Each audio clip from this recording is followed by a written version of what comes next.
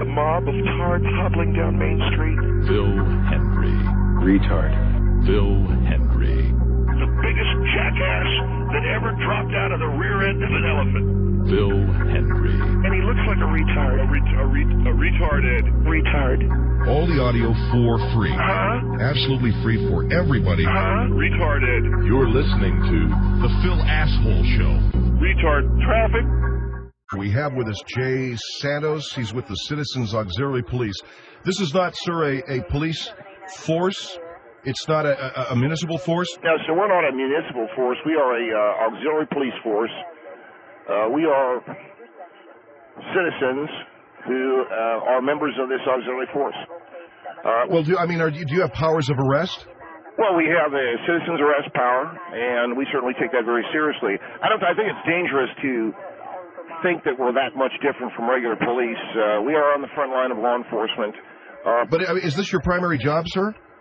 I take it very seriously. I don't know what you're asking me. I also work for I do security at a bottling plant, but this is my primary job. All right, well, Mr. Santos, we wanted to talk a little bit about security here as it winds down at home. And you and your organization, or your force, have been concerned with yellow ribbons? That's correct, Phil. What we're trying to do is stay ahead of the ball a little bit wherever there's a possibility of one part of the community going up against each other. And you see that possible with the yellow ribbons? I think the situation we see right now, with the yellow ribbons, I think it's a wonderful gesture of patriotism and appreciation for the men and women. They're a little bit of a problem for us. We want to see what we can do to clean it up. Well, how do you mean? Well, one of the things that we try to do, Phil, is we're going to try to keep the factions away from each other here in the United States. We have close to 8 million Muslims living in the United States, and what we just got done doing in Iraq, that doesn't make them feel too good. Well, that was, what do you mean, not make them feel too good? That was a war against a dictator. Well, that's understood, but most of your Muslims think it was a religious war, and the fact that the United States took it to them pretty good, put it to them good, was only going to anger them more. That's why what we're asking, Phil, to get the point is, for now, what we're asking is that the yellow ribbons come down and the flags until such... Well, wait a minute. No, hold on. Just until such time as the Muslim community gets used to the idea that there was a defeat over there in Iraq. It's nothing personal against them. It's not personal. They do take it personal.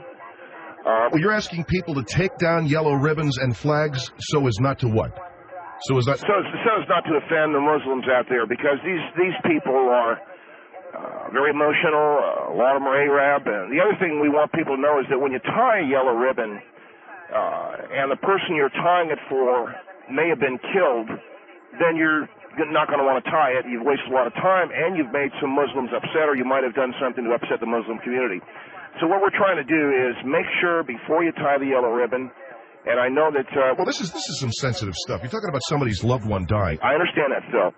And I'm trying to be as sensitive as I can. I'm just saying that when you do tie a yellow ribbon, make sure the person you're tying it for is still alive, or it's not in a body bag or anything, because you don't want to tie a yellow ribbon. And plus, it unnecessarily... This is the point I'm trying to make, Phil. It unnecessarily antagonizes a lot of Muslim people. All right, I got to tell you, I think you're making some gross generalizations here, but let me just... Well, Phil, I can explain... Let me just give our phone number. It's 1-800-449-8686. Jay Santos with the Citizens Auxiliary Police. They feel they have an enforcement issue that the yellow ribbons and American flags people are displaying may be making the Muslim community upset. You're asking people to take them down. We are asking people, those of us in law enforcement, we have to understand, Phil, maybe get a little bit clearer picture than you folks in the media do. What we're trying to do is save lives. And all we need is another member of the Muslim community driving down your street or mine. Then they see one of these yellow ribbons possibly tied for someone who's already dead, and the person doesn't know it yet. And what happens with a lot of the Muslims is they go wild. Something in the Arab brain goes wild when it sees American or this kind of deal. All right, Mr. Santos, there are millions of Arab Americans with nothing but love in their heart for this country. If you're talking about patriotism... No, I'm not talking about Arab Americans.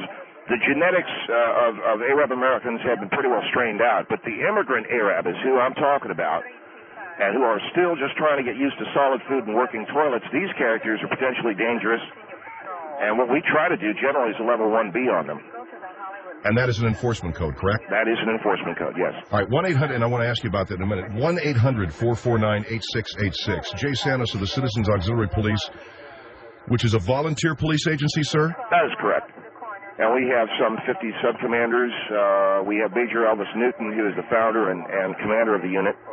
And we do patrols in the South Bay area primarily. But this problem is happening all over the country. And what we're trying to do is cut down on our part of town. All right, well, what's happening is you're saying that the yellow ribbons are making Muslims angry to the point where they go wild, did you say? Well, what a lot of them go do is go wild on you. And you don't want to have a Muslim take off on you.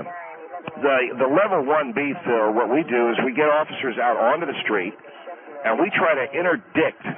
And what that means is stop it before it happens. And communities interacting, we remove the yellow ribbons that we see. If they're near the street, if they are on private property, we contact the owner. We give them 30 minutes to get the ribbon down, or we cite them for potential incitement of foreign interference. And all right, now we got a call from a lady, Marcia Croker. You know her? I'm familiar with her. She's a chronic complainer. She's always got a problem. Well, hold on, because the lady talked to my producer, Janice Garrow. She owns a home in Hawthorne. She claims that you approached her son when he was tying a yellow ribbon for his father, John Croker, who's over there with the U.S. Navy. That's what they're claiming, yeah. Well, when you say that's... Well, I don't have any reason to doubt them, Phil, but the boy was tying a yellow ribbon. And you ordered him to cut it down. All right, hold on. The ribbon was technically on public property.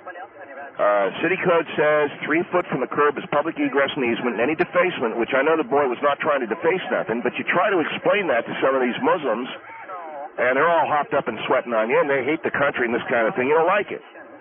Well, what Mrs. Croker told me was that you said to this child, how do you know your dad is even alive? Did you say that? Mr. Hendrie, well, did you say that? I was trying to remind the boy that it's pointless tying a yellow ribbon for someone what got shot. And, all right, she said that you said to the boy, how do you know your dad's alive? And the child was visibly upset, according to his mother, that you intimated to the kid that his dad might not be coming home. That's tough for a kid. Mr. Hendrie, again, you don't need to tell me about a boy's love for his father, and I think I've got a little bit more experience with this than you. And I can tell you a little bit of a story here. Well, no, wait a minute. Before you start telling me stories, the little boy was tying a yellow ribbon for his father. Phil, let me. My father volunteered as a scoutmaster in the Boy Scouts when I was a kid, and I know it isn't the military, but he would still leave, once a month or a couple times a year to these Boy Scout jamborees. I don't know if you're familiar with them. And I can tell you, I would wonder if I'd ever see him again. And, well, what's going to happen? He's a scoutmaster. I understand that, but anything when you're dealing with adolescents can happen. A lot of these Boy Scouts are teenagers. They're away from their parents. Somebody says something to somebody. Someone pulls a knife. Kid doesn't see his father again. And that's what we're trying to say. All right, 1-800, you're talking about your father getting stabbed at a Boy Scout jamboree. No, my father did not get stabbed at a Boy Scout jamboree. No, but you're saying there's a possibility. I'm saying it's possible, yeah. And when he left, and I realize he's a scoutmaster, and it's not the same thing as the military, but he was wearing his uniform, and I'd look at him, and I'd wonder if he'd ever come back. All right, but you're asking people to take down yellow ribbons not to piss off Arabs or Muslims. That's correct. 1-800-449-8686. Here is Dawn. Hello, Dawn. You're on the Phil Hendrie Show with Jay Santos of the Citizens Auxiliary Police. Hi, how are you? Fine, ma'am. I cannot believe that this guy is asking me to take my yellow ribbons down. I spent 20 years in the Marine Corps. My husband spent 20 years in the Marine Corps. My son is a Marine. I have 2 nephews that are Marines.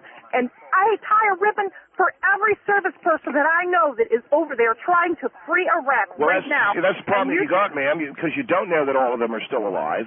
I do know that they're all still alive. All right, so the ones that die, you take the ribbon down? I most certainly do, and I replace it with a POW or an MIA or a black ribbon. You have to do the right thing. If the Muslims don't like it, then you know what? I'm really sorry. Have you seen any Arabs? Have you seen any Arabs in your neighborhood or?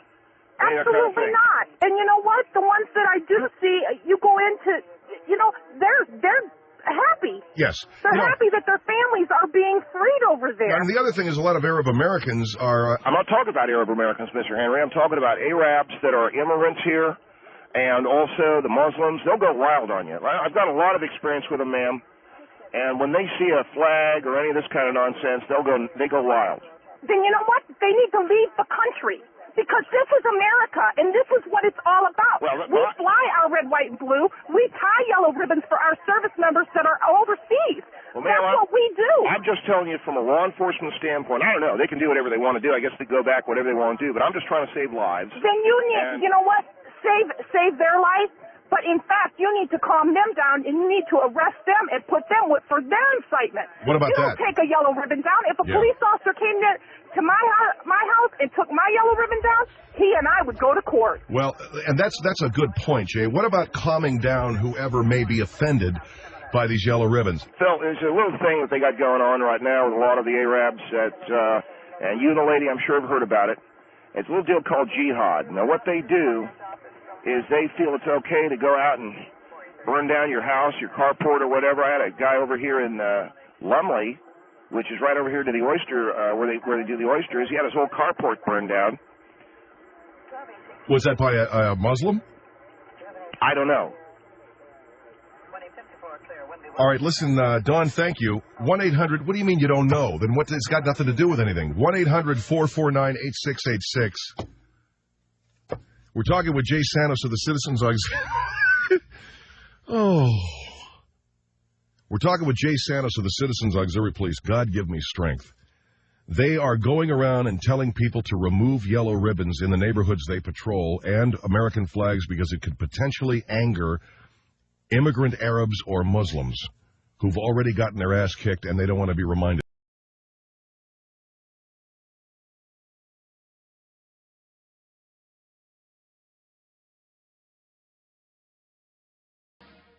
Jay Santos of the Citizens Auxiliary Police on our show to talk about how yellow ribbons and American flags may prove more harmful than beneficial as they could anger Muslims who are angry at losing the war. We're talking about American Muslims, though. Wouldn't they be in support of America? You would think so, Phil. It's my experience, Citizens Auxiliary Police, and we did security at one of these dances that they had a Muslim deal over here. I forget where it was, but it was over the American Legion Hall, and they were dancing and singing and all the stuff that they do.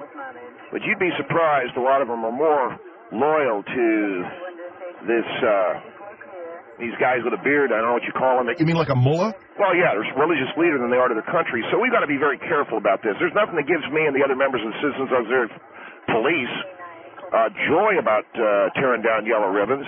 But we know we could save an entire neighborhood from some of these Arabs who are hopped up, burning down their garage or going through their home and looking for personal effects. All right, 1-800-449-8686. Here is Angela. Go ahead, Angela. Yeah, I just want to say to him that the fact that he is a wannabe cop and the fact that he needs to be supporting our American flag and our yellow flags, obviously he needs to be arresting these people that are doing this, because this is ridiculous. If they are a United States citizen and they're here in our country, they need to be adjusting to our flag. They need to, it's not the fact that we should have to take it down to make them happy. Well, ma'am, I don't know, but you don't want one of these Arabs all over you. You know what? They shouldn't have a problem with it because they need to go home. Taking advantage of you sexually or any of these deals. You know what? I stand at 6'1", and I don't have a problem with them. But the fact is I have a cousin over there and I have friends over there. Sexually? And believe me, my whole house has yellow flags all over it, and I have 3 American flags hanging in my front yard. All right, ma'am. You obviously have a problem with our American flag yourself. Where did you come from? I come from the United States of America. I don't have a problem with flag. But what I'm saying is, you got flags all over your house and yellow ribbons. What happens if some hopped-up Arab comes swinging down the street, made a left turn, a wrong turn, now swinging down your street and sees all those flags? Then you know what? He needs to be arrested. He needs to be arrested for what he does. I think you're making They don't need to be here. Well, and the fact is we shouldn't have to give up our freedom just to make them happy because they're here. But then the fact is those yellow flags are to bring our troops home dead or alive. What do you mean hopped up? What does that mean? All I'm saying is a lot of these Arabs get excited. That's all. Well, you got to start making some distinctions because Arab Americans and... No, I said that the bad genes got strained out of them, but the immigrant... And I don't know what you mean by bad genes got strained out of them. Fact is that, there are all kinds of people in this country, and some of them may be Muslim. Look, I got no problem with anybody, but I received complaint calls at Citizens Auxiliary Police headquarters from people who are Arabs saying, yeah, this guy's got a yellow flag up over here on Dorsey. or got a yellow ribbon up here on Dorsey. What are you going to do about it? What am I supposed to do? Say nothing? Well, I'm going to go over there. The cops should be taking care of these people that are having problems with our yellow flags, not you. Ma'am, I'm a member of the Citizens Auxiliary Police. We are sworn to uphold the law. Okay, if they were doing so much damage and stuff, they should be arrested. You have no right to arrest them, do you? You're going after us. We have done nothing wrong. If you have a yellow flag up, all I do is I gently remind you to take it down within 30 minutes. And we don't have to take it down. Well, then I will have to deal with that. How are you going to deal with that? What does that mean? We could take you to court and win. What do you mean deal with it? Because it's a piece of our property. Well, I do have a right to citizen's arrest. Wait a minute. This is on private property. No, that's right. That's why I give them 30 minutes to get that yellow ribbon down, or we do take it to another level. Well, then you could take it to another level, and we could take it right to court, and the judge would laugh you out of court. Well, wait a minute, ma'am. I had one of these, what do you call a Muslim, stop me this morning, and he told me that ribbons are the same as graffiti. See, to the Muslims, they're an eyesore. Now, I'm sure Honey, you I can write anything I want on my house, on my building, on anything. It's private property, and you can't do a thing to me. Technically, you can't. For instance, you can't put a sign up in your lawn that says, you know, F the F. To say the F, that starts with F. And we know the word you're talking about. All right, you can't have that.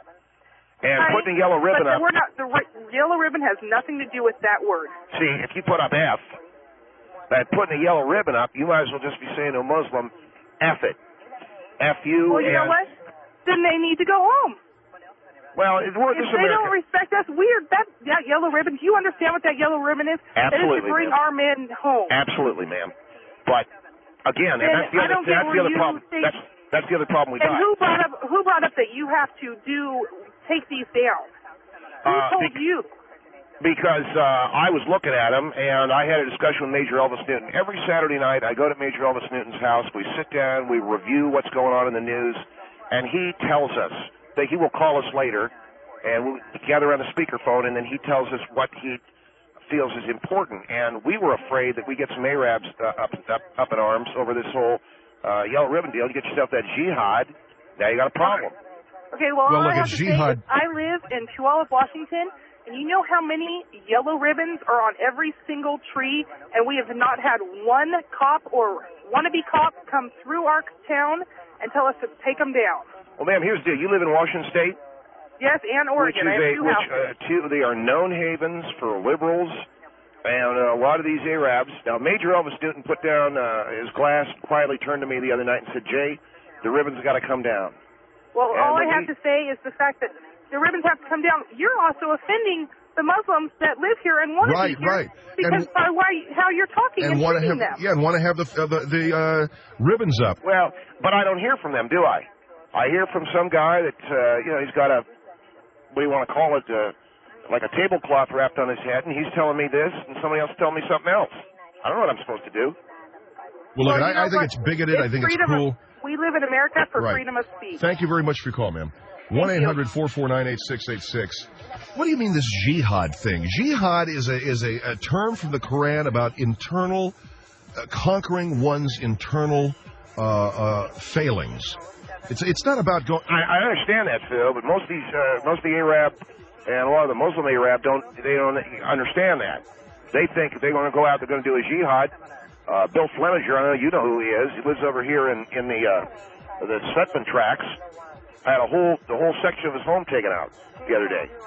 And are you by a Muslim? I don't know that, but I'm just saying that's what we're dealing with. Well, if his home wasn't taken out by a Muslim, what's it got to do with anything? I was called on site. That's all I know right now. Jay Santos is back on the line here. Jay is with the Citizens Auxiliary Police. Now, Mr. Santos, you are, and I understand you're Brigadier Admiral. Is that your rank? That is correct, sir. I'm sorry. All right.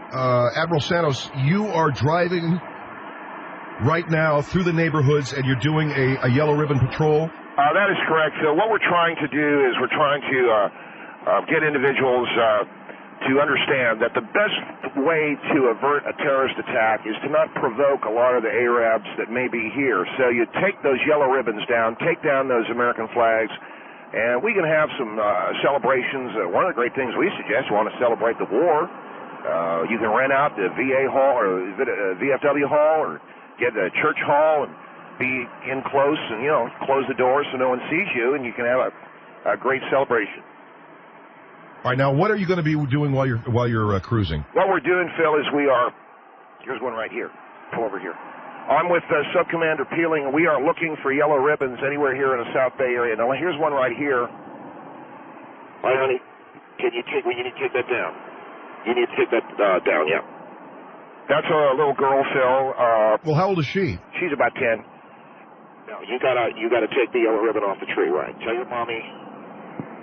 No, I don't want to talk to your daddy or your mommy. Just tell them that the Admiral Santos said that you got to take it down. See, this child is not doing what I'm telling her to do. We're gonna have to exit the vehicle. Jay, could you stay with me on this? No, I'm with you. Sub-Commander Peeling's gonna deal with it. Tell her to take the ribbon off. Let the officer take the ribbon off. Just get away. Get away from the tree and let him take it off. All right, so he's taking that ribbon down. She's getting a little hard. See, you never know what's going to happen in those situations. I can feel my heart racing a little bit. So we got the ribbon, and we are now moving on over into the, we're going to go down Rosecrans here. How old was that little girl? She is probably, how old you think? We'll do a report on it later, but she was probably about, I could say about 4 or 5.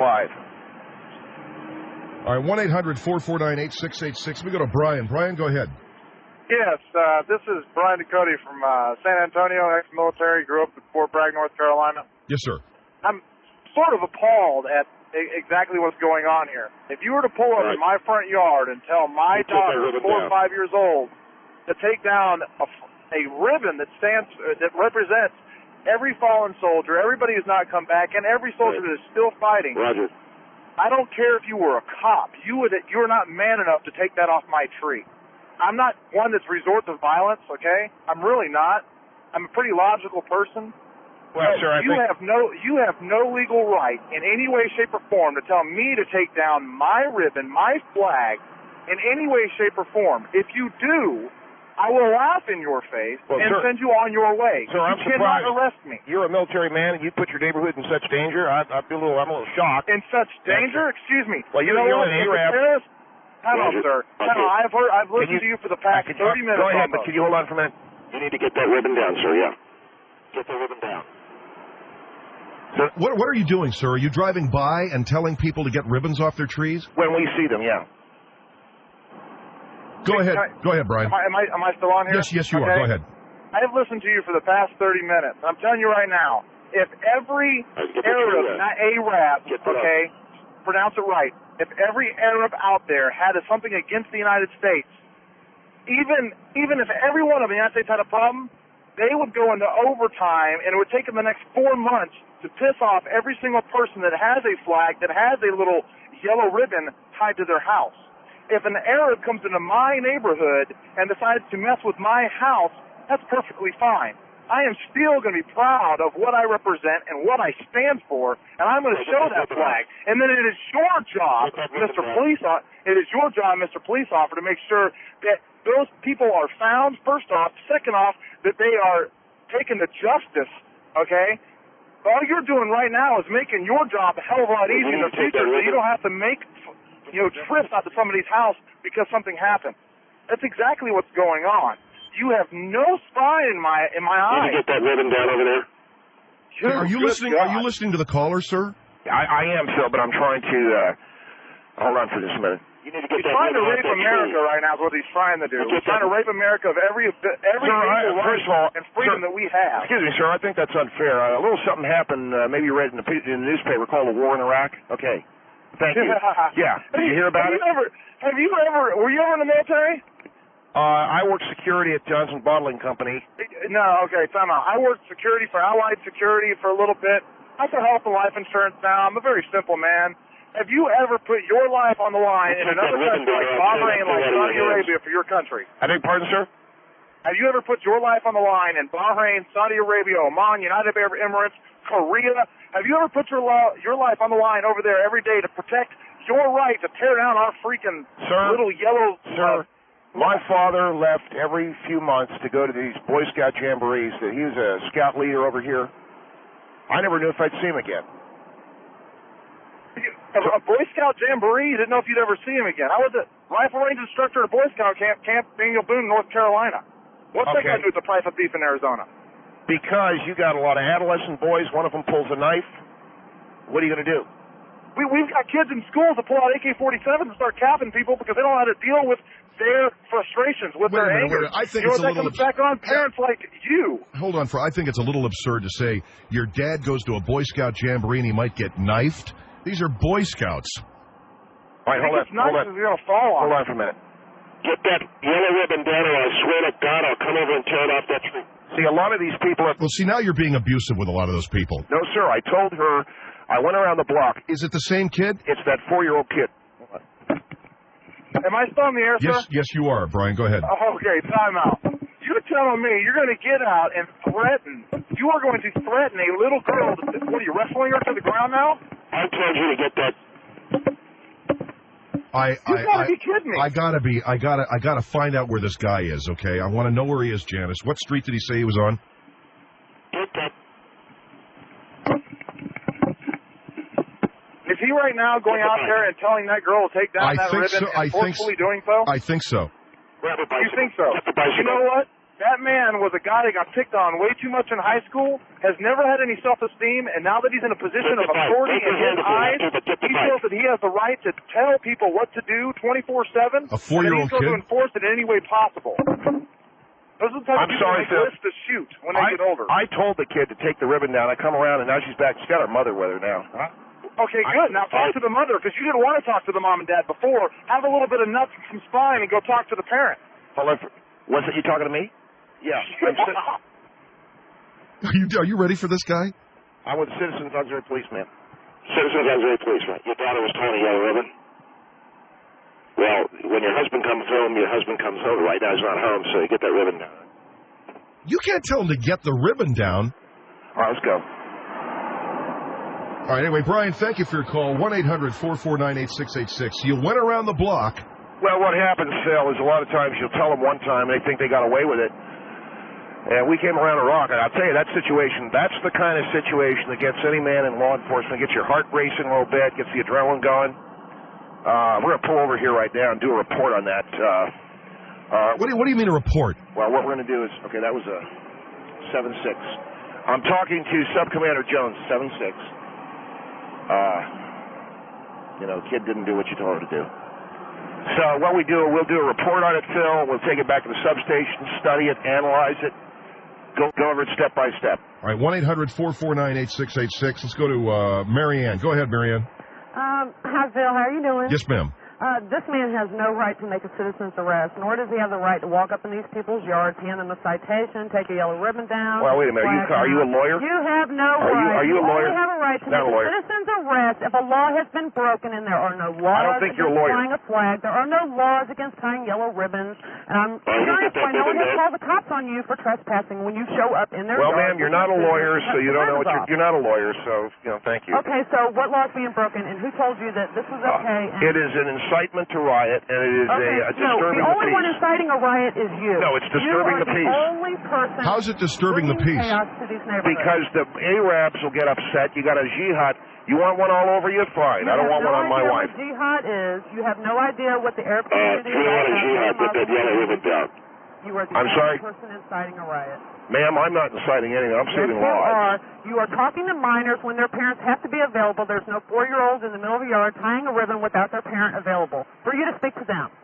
I beg your pardon? I just saw a child tying a yellow ribbon, and I spoke so why don't you get out of your car, go speak to the parent, and address them? Let me tell you something, ma'am. When you're on the front line of law enforcement, understand what you're speaking about. I take care of business, okay? You take care of business. That's right. Okay, under whose authority? Citizens Auxiliary Police is a organization that was formed by Major Elvis Newton in 1996. Okay, you're playing cops and robbers. You guys are dressing up with your little badge and your flashlights. And if you're even doing this, I'm beginning to think this is a joke. No kidding. I think it's a joke, too. All right, Mr. Hendrie, if you think the death of Americans in Iraq is a joke, if you think the death of people... If you think the death of... Stay on the subject. I'm staying on the subject. I think the two of you... You have no right to make a citizen's arrest. Ma'am, I told the kid once. Cut ribbons off their trees. I told the kid once. I said to get that ribbon off. I told the kid once. You have no right to do that. Ma'am, you're not a lawyer, so, don't bother me. I don't have to be a lawyer. I'll tell you something right now. If you were here right now... that there are no laws against flying flags or tying yellow ribbons. All right, ma'am, there is a law against disturbing the peace. You're starting to disturb my peace. That. Well, you're bugging me. You are the only person doing that. Ma'am, if you don't shut your mouth... You're going to do what? I will sue you, and your whole family. Okay. And how? Shut up. What? I believe you're on a talk show to get feedback from the public. No, but not to have you bother. Yeah, but you're starting to really irritate me. Well, I'm so sorry about that. So are you going to excite me because I'm still talking? No, because you're sounding stupid and you're not making sense. I'm sounding stupid. I happen to have the right under citizen's arrest power to have people, and they're disturbing the peace. What you say that you're that ribbon off that tree right now. You get that ribbon off that tree, I'll come over there and take it. I think you wish you took it off. All right, Corporal, pull over. We got a 1419 happening. A 1419. All right, now this is an old lady putting a flag on a ribbon on a public telephone pole. Here you go. What are you doing? I just... What are you doing? Get it off the pole. All right, now, Jay, I got to ask you something. Hold on, Phil. Get it off the pole. You want some Arab to come down here and rape you in the middle of the street? Because they will. I've seen them do it. I'm trying to put... Some Arab will come down the street, hike that skirt up above your hips. Get it off the pole. See, you got to talk to a lot of these people. All right, let's go. So that's really what we do, Phil. We just go and try to conserve, the peace of the community by making sure nobody goes out there and does these stupid things. All right, let's go over here to Shannon. Shannon, go ahead. Or hold on a minute. Let's go to Butch. Butch, go ahead. You're on the Phil Hendrie Show. Man, I tell you what, I don't know about you, fella. From what I'm listening, I mean, you're not even a real enforcement guy. First off, I'm going to put a yellow ribbon on my tree on my property anytime I want to show my support for the troops. Yeah, but what if second of all, you will play hell pulling a ribbon off of my tree in my front yard.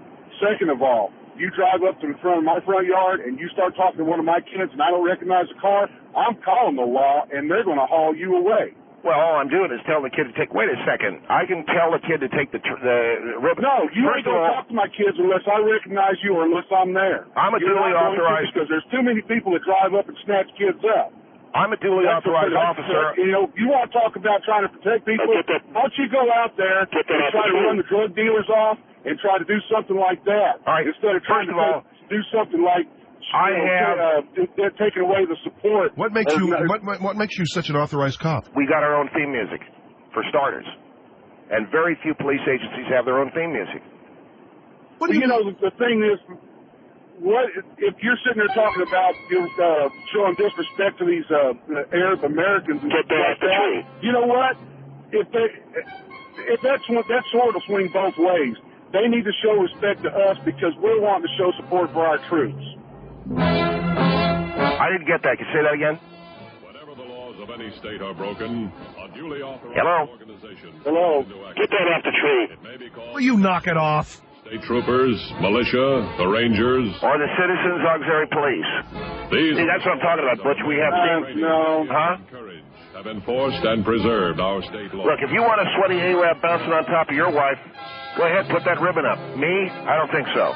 No. Not me, not Jay Santos. Citizens Auxiliary Police.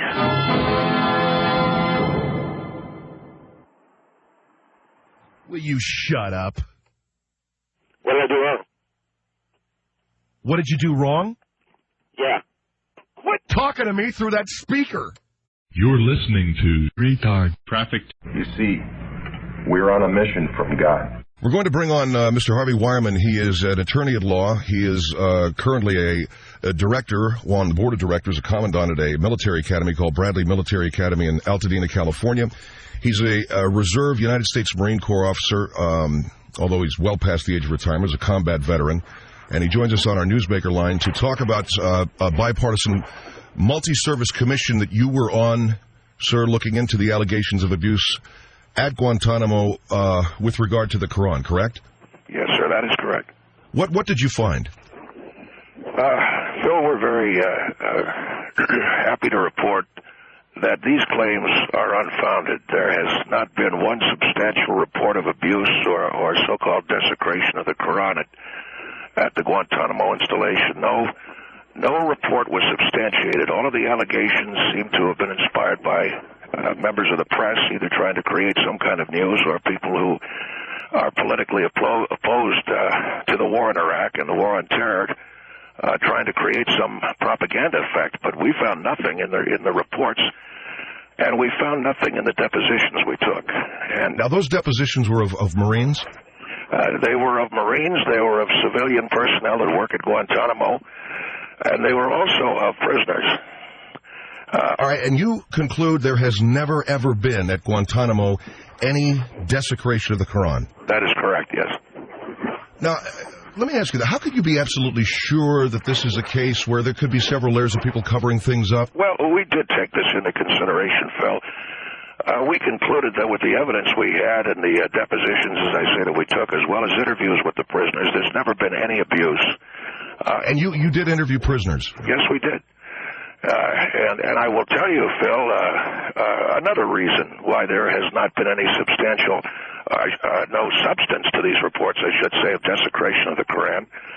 And I'll tell you very succinctly, these are American soldiers we are talking about. These are United States Marines.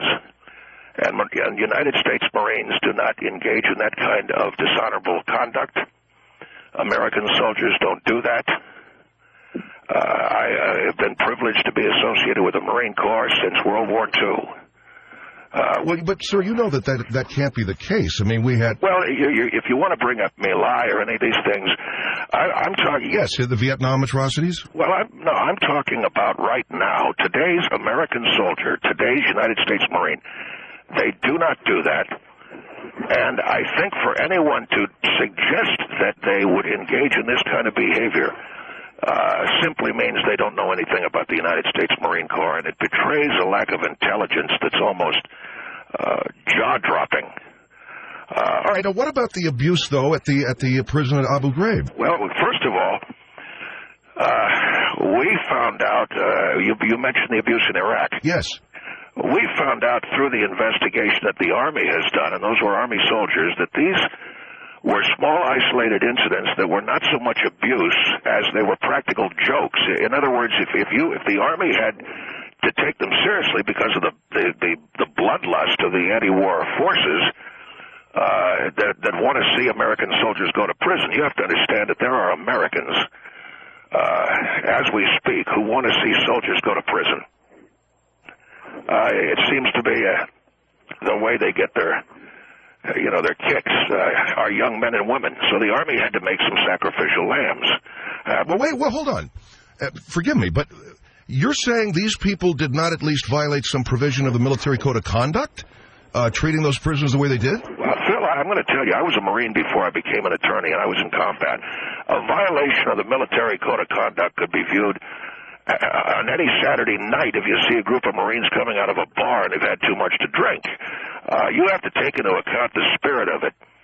Is this a hardened act of military sanctioned torture, or is this more along the lines of, as I mentioned, a practical joke? What happened at Abu Ghraib was more along those lines. Now, you look at the you look at the so-called desecration of the Quran. Is this a hardened act of religious bigotry or a practical joke? If it happened at all, which it did not, you'd have to look at this as a form of a practical joke. However, I said, and we have discovered and we've found out it's never happened. There was no desecration of the Quran. These stories were created by Newsweek and the Los Angeles Times to sell newspapers and magazines, and they have no relation to reality. All right, sir. What was your rank in the Marines? I rose to the rank of, I was a battalion commander, Phil. I was a major, and I left the Marine Corps to become an attorney after World War II. All right, Harvey Wireman joins us. Our number is 1-800-449-8686. He was on a bipartisan multi-service commission looking into the alleged abuses of the Quran.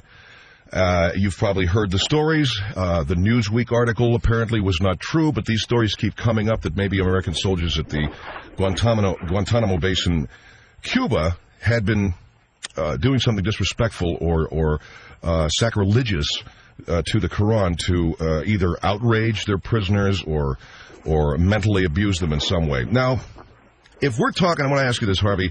By the way, our number again, 1-800-449-8686. If we're talking about a Quran being flushed down a toilet, that's a desecration of a religious book, right? Well, Phil, technically one can only desecrate a holy book or a book that or an object that is held in very high reverence. The Bible, the American flag, we're familiar with these symbols. The Quran, while it is a book that a religion subscribes to, it is not a holy book. Well, what do you mean it's not a holy book? It's a book that the people of the religion of Islam use as their charter, as their religious liturgy. Well, what I mean is it wasn't inspired by the Word of God, so you can't desecrate something. Well, you can't make that. That's something you can't make a determination of. That's not that it's not inspired by the Word of God. Well, but this isn't my opinion. I'm simply going on what we know. I'm just telling you what we know, that the Bible was written following the crucifixion of the Son of God and is revered by Christians. And so you have to take that into consideration. We know very little about the Quran. Very little is known about who wrote it. Very little is known about what is really in it. It's a very perplexing and confusing ancient manuscript. But to say that it's a holy book, I think, is stretching it. I would say, however, in answer to your question, if any soldier actually had done something disrespectful to this book, yes, he would have been up for disciplinary action, but certainly nothing along the lines of what I would call military-sanctioned torture. All right, you're saying that this never happened. If the Marines had flushed the Quran down the toilet, let's say that these Marines just went crazy. Tell me specifically what we're talking about, what their punishment would be. Well, Marines would never do that, Phil. I can bet that you would mostly be talking about Army people. I don't mean any disrespect to the Army, but the Marines would never do anything like that. And I think we've seen that mostly Army people were involved in the Abu Ghraib situation. Had they done what you're saying, flushing the Quran down... Hold on, I'm just interested. Marines would never do that? No, sir, they would not. Have Marines ever been guilty of a war crime, to your knowledge, or... Perhaps in the early days, but no Marine that I am aware of in my lifetime has ever been brought up on charges of disloyalty, treason, any kind of abuse of his authority in the field. Marines are the finest soldiers that the world has ever known, and they're the very finest of our young men. They are the cream of the crop of American soldiers. And to accuse them of doing something like this is laughable. I think anyone that knows the Marine Corps knows it could never have happened. So, again, it's something that was concocted by a newspaper to try to sell a magazine. Or, whatever they're selling, All right, but what would have happened? Well, had they done that, it would have been a disciplinary matter, more in line with keeping order among the prisoners, but not a prison matter. We're very happy today, Phil, because we were able to report that this story, that United States soldiers desecrating a Koran, flushing it down a toilet, was entirely concocted by the Los Angeles Times and Newsweek magazine in the hopes they'd sell newspapers, but it never occurred. All right, there is... I know it's hard to say whether that's opinion or whether that's fact, but that's Mr. Wireman, who's on a commission investigating the alleged allegations of flushing a Quran down the toilet at Guantanamo, the allegations that there have been repeated acts like this. He says that they have found nothing, that they're entirely untrue, and that the reports were concocted by a newspaper. Additionally, he said the Quran cannot be desecrated because it's not a holy book. The Bible is holy because it's about Jesus Christ, but the Quran is simply a book that another religion uses. So technically, they can't view it as a desecration. They do view it, however, as an abuse. 1-800-449-8686. 1-800-449-8686. The Phil Hendrie Show. The Phil Hendrie Show. 1-800-449-8686. Extremism. Mr. Wireman, you are a commandant right now at a military academy. I'm sorry, sir? You're the commandant at a military at Bradley? Yes, it's a college preparatory military academy currently, yes. And you're a reserve in the U.S. Marines. Now, you were with the commission and ascertained there is no substance whatsoever to allegations that the Quran was abused in Guantanamo. None whatsoever. None whatsoever. And this is based, Phil, not only on the depositions that we took, and you know, the interviews is what I'm saying, but also it's based upon the fact that these were United States Marines. This is the finest soldier we've got, and a Marine would never do anything. And if you think a Marine would do something like that, I feel sorry for you, because you've got to be so stupid. It must be difficult to. All right. I get your point. There are those of us who are not that familiar with the Marine Corps and the code that they live by, and we're certainly appreciative of them, as we are our people in the Army. But you're saying, you know.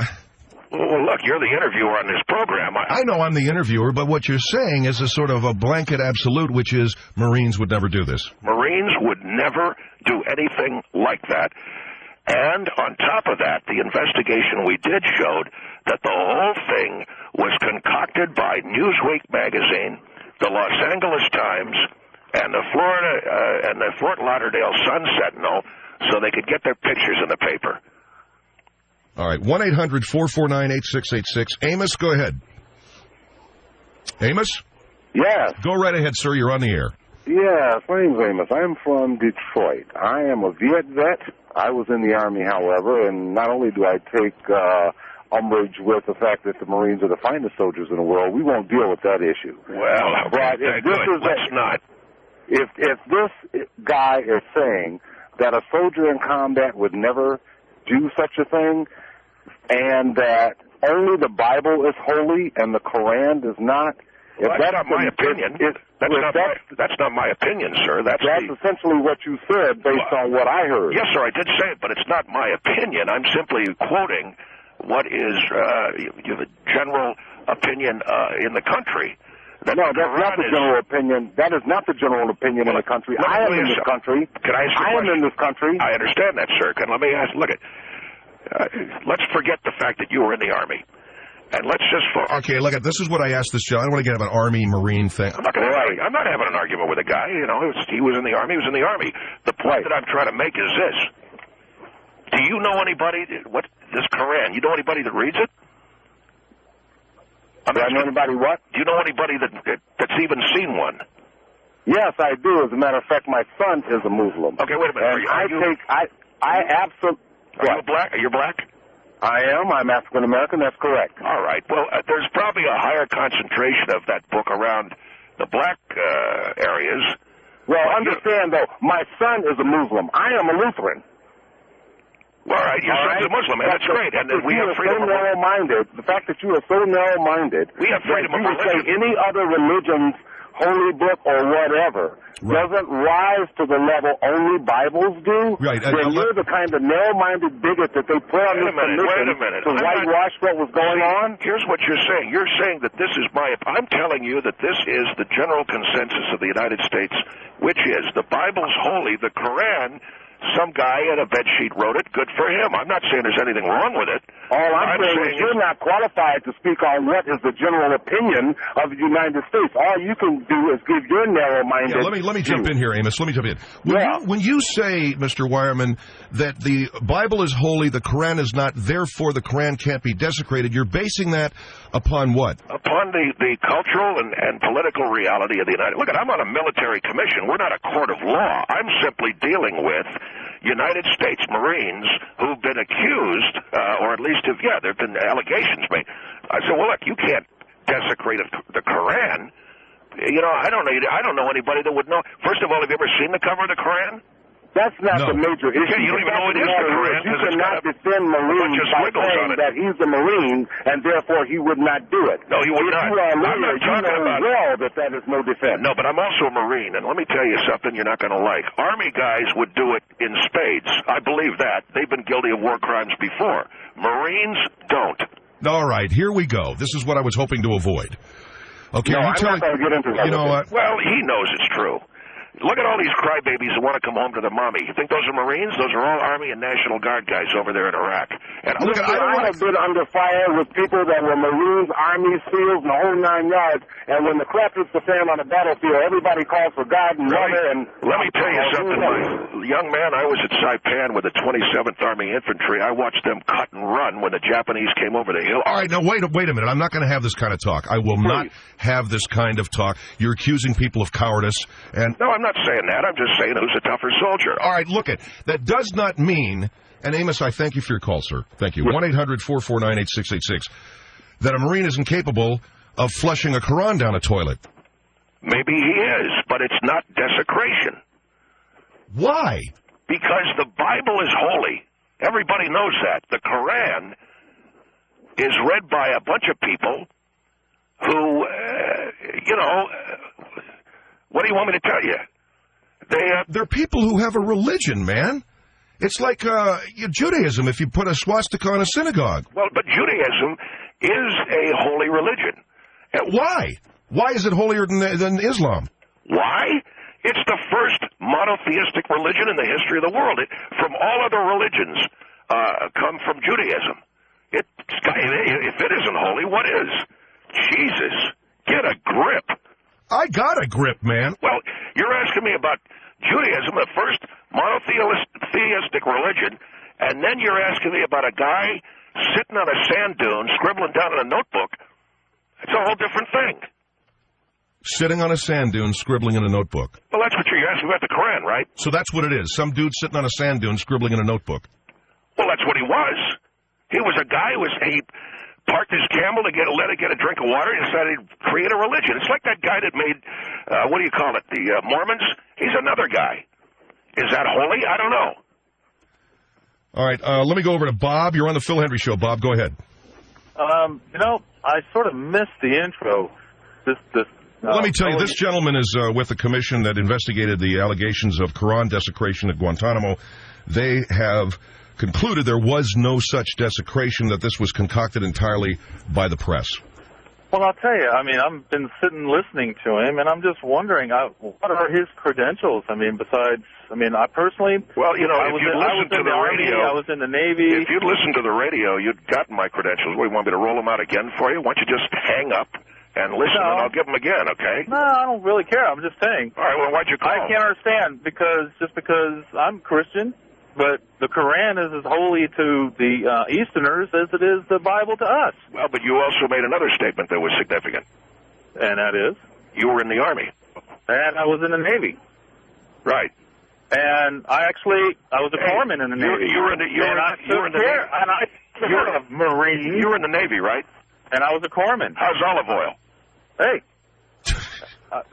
And how tight do you screw your helmet on? Hey, let me ask you a question. Well, you guys loosen those 3 buttons. That's pretty easy to take a leak, isn't it? Can we stick to the point here? No, these guys are calling up. These guys are calling up trying to take me. How can this guy be an authority, and how can this guy have actually sat on a board that the government is, supporting? Look at, pal, I don't want to sit here and go through the whole intro again. And actually, your vocabulary is really bad. Well, you're a Mormon. Your references are bad, and you're in Saipan, big deal. Well, you're a I'm a Vietnam era vet. You weren't, but you weren't in combat, okay? Why don't you go and... I was on a ship. Why don't you go out door to door? Why don't you go door to door and give them some of that watchtower stuff you people hand out? Get into your little white shirt and go... You're actually leaving the subject. Why don't you get on your bicycle and pedal around with your black slacks on and get away from the subject? The subject neither one of you guys have been on point, including you, Bob. Well, actually... Well, wait a minute. No, both of you guys just clam up. Bob, did you get your daily dose of spinach today? All right, that's the kind of stuff I'm talking about. Wait, we're way late, man. 1-800-449-8686. The Phil Hendrie Show is back. Harvey Wireman joins me from Bradley Military Academy, also a member of a commission investigating the alleged desecration of the Quran. You determined that there can be no desecration of the Quran since it is not traditionally viewed as a holy book? That is correct, yes. All right. if the Muslim prisoners see it as a holy book, and a Marine is flushing it down a toilet. But I just told you, Phil, a Marine. All right, I know the Marines would not do that, but let's say that this was Army personnel, and well, you're getting into the ifs. If like the man said, if my uncle had wheels and pedals, he'd be a bicycle. But he doesn't. He's a man. He's a flesh and blood man with legs and arms. He doesn't have pedals and a wheel. So you can't. All right, but do you understand what I'm saying here? No, let me answer your question. If the Muslim prisoner sees the Quran being flushed down the toilet, he may say that that's a bad thing to do. It may make him angry. But the job of the court is to view it objectively, because he has his story to tell, the American soldier has his story to tell. Objectively viewing this, you can't desecrate the Quran because it's not a holy book. You see what I'm saying? The Bible is holy. The Torah of the Jewish faith is a holy script, but the Quran is not, as we determined. All right, 1-800-449-8686. Harvey Wireman with us, and let's go over to Jeff. Jeff, go ahead. Hi, Phil. Yes, sir.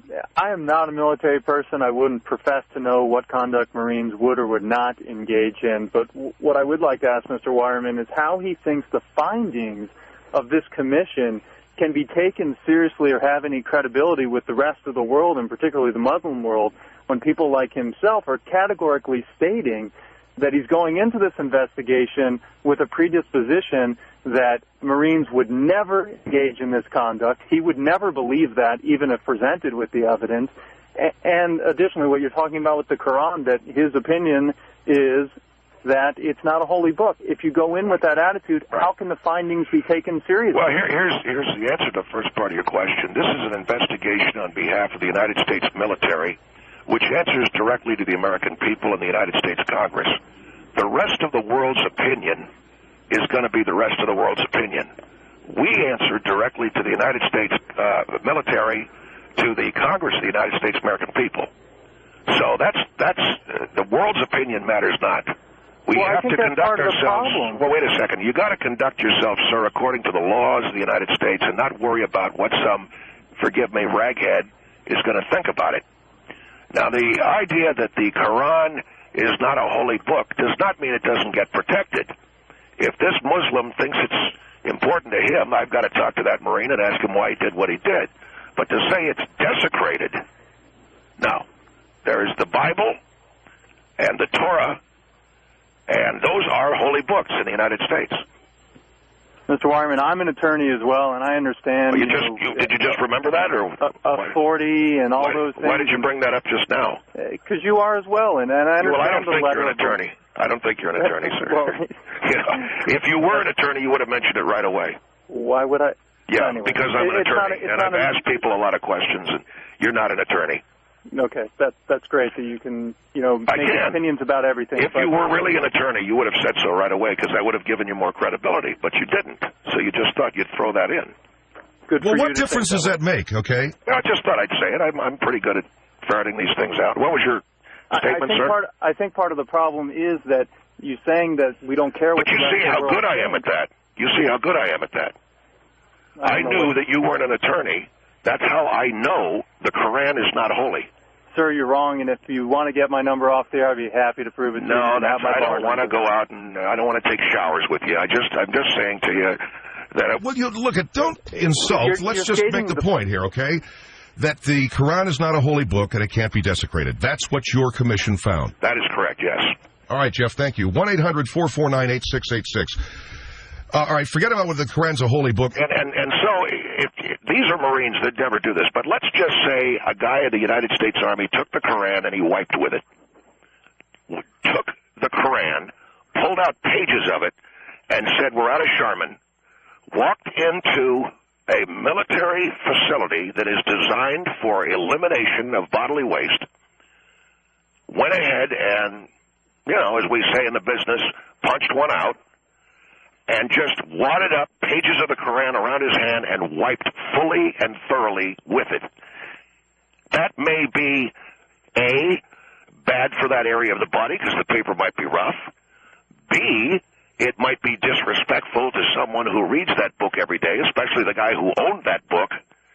And C, it might even be something that would violate the military code of conduct as it pertains to guards and prisoners in a military-style brig. However, it is not desecration of a holy book because, as you said, it was written by some cat on a sand dune in a notebook. I don't think I used the word cat. You said the thing was written by a guy sitting on a sand dune scribbling into his notebook. I'm telling you, it is not seen by the United States as a holy book. Now, having said all of that, no Marine would ever wipe with the pages of the Koran.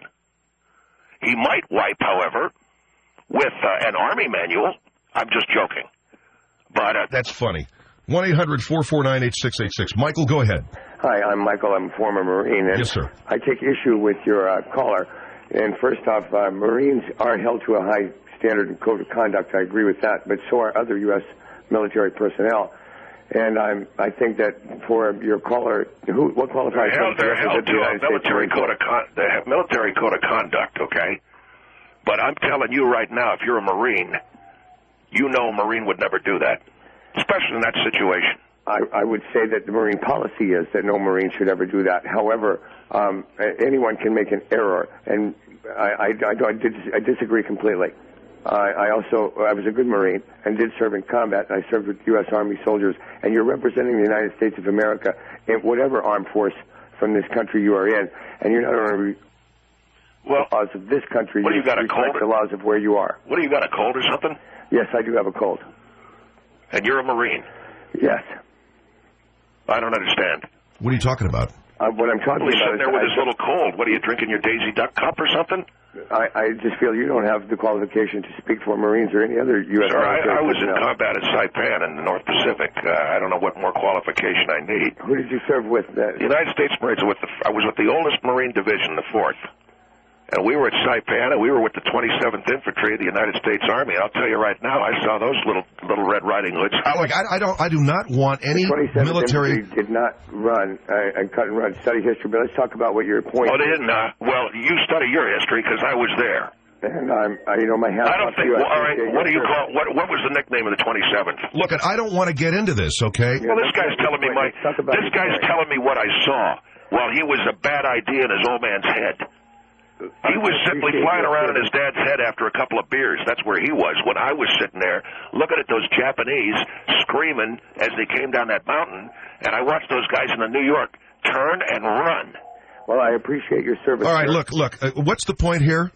The point is this guy's a Marine, and he's got a cold sucking on his Daisy Duck orange juice cup. Do you have your chicken soup today, too? Can we talk about your point? I appreciate your service, sir, but let's talk about your point. And another thing. When I was a Marine, and I saw a guy, I would have put one right in that guy's head. Any guy turn and run with the medical supplies on his back? We used to have a thing called a Thompson submachine gun. It was called a Tommy gun. Yes, sir. I would have cut him in half. Can we discuss your point, sir? Now, years ago when I was at Macy's. All right, hold on for a minute. 1-800-449-8686. Phil Hendrie Show. Phil Hendrie Show. 1-800-449-8686. Very well, you will kiss the gunner's daughter. Take him below for the makings. During the break, Mr. Wireman, you said to me that had a Marine taken pages of the Koran and wiped with it, that's not a desecration. No, sir, it's not. But if an Army guy did, it would be? Hold on for a minute, because you're getting me in trouble with the Army again here. Didn't you say that, though? I said, Marines are going to know what I'm talking about. If a Marine were to wipe his rear end with the Koran, that wouldn't be as bad as an Army guy doing it. That's all I said. Why? Oh, why? I'll tell you why. Because the United States Marine is the finest soldier the world has ever seen. And if you want your religious book being used as a toilet towel to clean up some of those, dingleberries or... Okay, remember that I got an audience of kids listening. Forgive me, but I'm just saying... If it had to be used as toilet paper, pray to God, or what are they, it's... Allah? Yeah, pray to Allah that a Marine wipe with it instead of one of these guys. Believe me, you don't want an Army guy wiping with it. That's all I'm saying. Are you kidding? No, all I'm saying, Phil, is you don't understand and your callers don't understand the difference When you speak about a United States Marine desecrating something, you just don't know what a Marine is. He would never do that. And if he did take pages of the Quran, which he would never do, it wouldn't be a desecration. Because a Marine is wiping with it. Yes, sir. Here is Christine. Go ahead, Christine. Hi. I just have to say, first of all, you are such, you're making the Marines look really bad by the stuff that you're saying because the Marines know what if you had respect, the Marines right now, understand. you give every person that's talking right now like me. They understand. I have two brothers right now. One's in Iraq and the other one is right now on his way there. Is he a Marine? No, they're actually in the Army. My friend Chris just got back and almost had his head blown off. Well, that means that's another job the Marines are going to have to come in and finish. Oh, come on, man. Let me ask you a quick question. Why don't you have a little bit of respect here? Well, I'm just saying the truth. The Army starts you have no respect. and then we got to go in and finish it. If you're a Marine, you would have respect and let me talk real quick because I'm sick of listening to your mouth on the radio I have respect right for you, ma'am, but not what you say. No, you don't because you're not letting me talk, okay? Yes, go ahead, talk. I'm asking you to talk. Why don't you start talking? Talk. What I'm trying to say, though, right now... I told her to start talking and she wouldn't talk. You're saying right now... Will you let her talk, then? Go ahead, ma'am. You're saying right now that the Quran it's nothing, right? No, I'm not saying that. You just... Then what? I said that it's not a holy book. It's not a holy book. Exactly. Okay. That's not saying it's nothing. Okay, but what I'm trying to say to you right now, picture yourself as a Muslim. Yeah, I know you're in the Marines and you wouldn't do that to yourself, but right now, if you were a Muslim, you got that about covered. You were born in that country and you were brought up by that, okay? If you ever read the Quran? Have I read what for? Okay, that's my point. Right? Because the Quran is based by the Bible and by the Torah or whatever they call it. Right, I read the Bible. I read the original. I read the original. I don't need to read some guy's knockoff.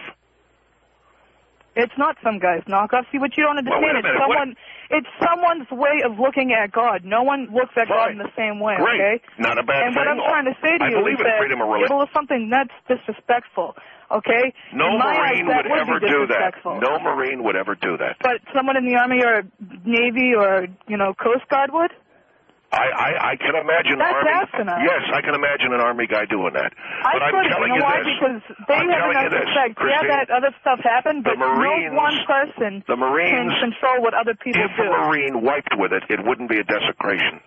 It would only be if someone else did. If an Army guy did, yes. Oh, come on, man. Can you explain to me why? All right, I'll tell you why.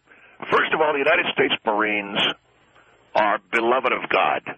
God understands that Marines must kill. God doesn't want everyone to kill, but he understands Marines must. And so we are beloved of God. On that one, you just said God wants them, God understands that we must kill. Marines kill, and God understands that. Okay, that in your own eyes is and your so way, that means, Christine, I'm going to have you back. Christine, I'm going to have you back. Hold on, I'm going to have you back, but I got to take a break. I just want to make sure here. So that means, therefore, that if a Marine were to wipe with the Quran, it's not a desecration. It's almost like God says it's okay.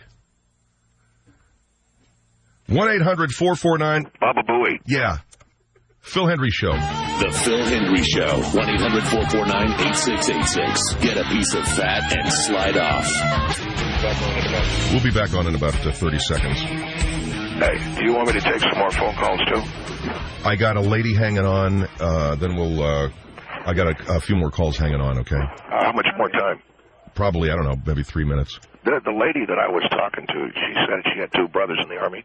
She said she's got one that's going to Iraq and another one that was coming back. I'm not kidding you. Those Army guys go over there, and it's like a little kid in a mud puddle. You want to pick them up and slap them and clean the mud off them. Well, just baiting Army people. I mean, those guys die too, don't they? Yeah, they do. I mean, but all the Marines got to go over there and clean up the mess. All right, we're back on the Phil Hendrie Show. 1-800-449-8686. I'm going to go to our lady that was hanging on. Christine, go ahead. Hi again. Yes, ma'am. I have a quick question for you, though.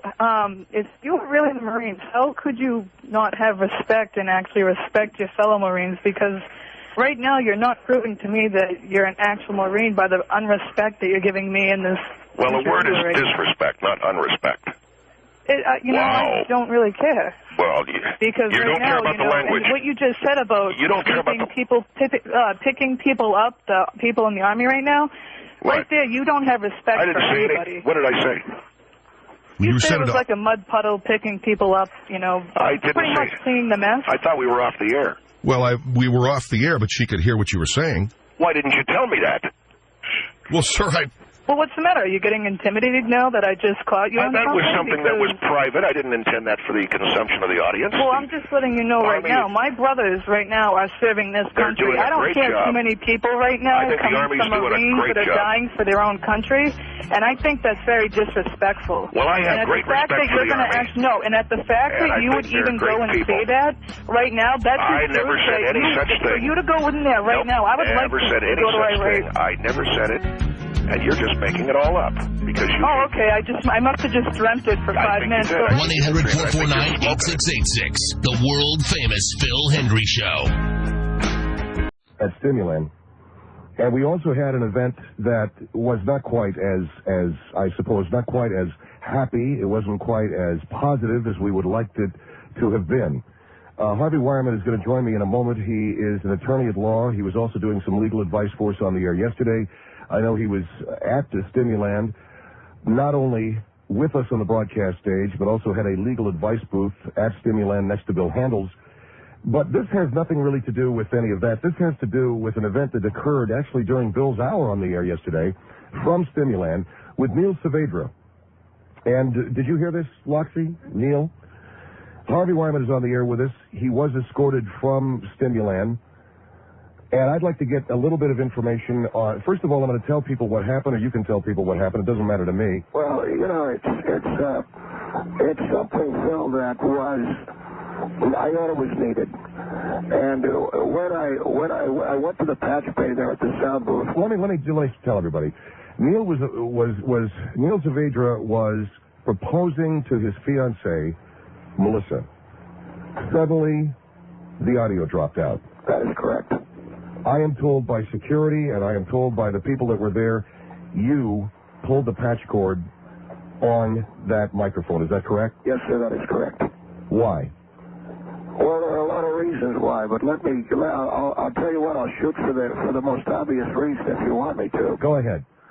I am pretty tired, as I think a lot of people who listen to the radio and watch television are pretty tired of this kind of exhibitionism and this kind of self-aggrandizing, grandstanding of one's personal life for the opportunity to gain a few listeners.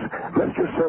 Cervea was proposing to his fiancée, and I do not bear either one of them any malice, but he was obviously doing it on the live radio broadcast of the KFI radio for self-aggrandizing purposes. Now, I have seen, because I've worked closely with the media through the years, displays and demonstrations of this kind, which frankly I don't think serve any purpose other than to cheapen matrimony by turning it into a radio stunt. I was married for 40 years to my wife, who passed on, as you know, Phil, 3 years ago. To us, marriage was... I know, and she was a very wonderful woman, I want to say. Thank you, but to Muriel and I, marriage was something that we demonstrated every day, our love to each other. We were married before family and friends, and then we took our marriage into the public sector, if you will, as a couple, as a mother and as a father, as a husband and as a wife, and demonstrated our love to each other that way. We didn't turn it into a cheap radio stunt for publicity purposes. All right, I'd like to be heard here, okay? Go right ahead. I thought that it was a nice moment on the air. I was listening, and if you guys missed it, Neil was on the air from Stimuland. He was overcome with emotion. The first words out of his mouth were, there are thousands of people here today, but I only see you. Oh, Christ. What do you mean, oh, Christ? There was a beautiful moment. He was... again, it was the self-aggrandizing nature. But hold on for a minute. It was a beautiful... you got to hear this, okay? Because I was listening. I was taken with it. My wife was listening. We were glued to the radio. And suddenly I heard him say, I only see you, Melissa. And he said, I thought I heard him say, will you marry me? And that was it. That is correct. You were standing over near the sound booth and you pulled the patch cord on the cordless. That is also correct. To me, that's grandstanding. That's self-aggrandizing. You drew attention to yourself. I did not draw any attention to myself. I was attempting to be as surreptitious as I could. This kid, Paul, was the one who called the security over, and I was simply trying to save the audience from this crap, which seems to be the order of the day. All of this garbage that you hear. Now, something, Phil, when I was a younger man, there was a guy by the name of Tiny who married a broad on television. And it was, did you remember that? A guy named Tiny who married a broad on television. The guy who named Tiny that married that broad. You know who I'm talking about? Who's he talking about? Oh, for Christ's sake. What are you talking about? I don't know. A guy named Tiny married a woman on... Excuse me, I'm getting over this cold. And you were hawking all that spume all over the people yesterday, too. I'm getting over a cold, okay? There was a guy named Tiny who married a chick on TV. I didn't see it. Well, you're one of the few, because this became a big goddamn... Excuse my language. It became a big deal. And it sort of powered this idea that marriage now could become a photo op. And it could become a media event. And it could become an event for television. See what I'm saying? You understand? Yeah, I understand. Okay. So that powered all of the other things that happened. What has that got to do with Neil and his lovely lady Melissa and the fact that he wanted to share this moment with everybody? I said, you know, to share this moment with everybody. That's one interpretation. But the more glaring interpretation is, let's, for ratings, parade our personal life. Okay, and let's get everybody on our side and think that we're just the greatest thing since sliced bread. Okay, and let's show everybody that we're just the hottest thing since canned beer, and let's show everyone that we're the biggest thing since the bicycle pump. And let's okay, the bicycle pump, canned beer, and sliced bread. I got it. I understand what I'm saying. And there's a big thing, and they're going to go out there and say, hey, I'm Neil Cerveza, and I'm going to get married out here to this broad.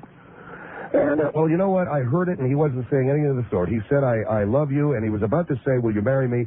The whole audience missed that because you pulled the plug on this guy, correct? I pulled the plug, yes. I understand that you were escorted by security off the premises. Is that correct? That is correct. And you're proud of that? I'm proud of it. Let me tell you a little story where I work in my law office. I don't allow people to bring in their baby pictures. I don't allow, why is that? Because I don't want some broad coming into my office with, oh, look at this. Look what I just dumped on a bed. I don't need that. You want to know why? Because I want to hear from these people when they've raised that child to be a contributing member of society. Then you tell me how proud you are of your kids. And I want to hear from these people when they've been married 20, 30, 40 years, and you show me that you've made a success out of your marriage, and not now when you're going for the big photo opportunity on the press. Well, first of all, there was no photographic press there. The only thing that we had there was a radio station, okay? I'm a hero of the people appreciate the fact I pulled the plug because they didn't want to hear that maudlin bull crap. They didn't want to hear. Do you need a drink of water or something? You're the guy with the cold. You're the guy that's gagging. Do you want a drink of water or something? Hold on for a minute. Harvey Wireman, he was with us yesterday at the Stimuland event. Apparently, Neil Cerveza was proposing to his fiancée, Melissa. Nice folks. Hard-working guy, Neil. He was very overcome with them all. I was waiting in the wings to hear this. I understand that you were taken out by security, and you ruined a moment on the air, Harvey, for a lot of people, okay? Oh, hold on for a minute.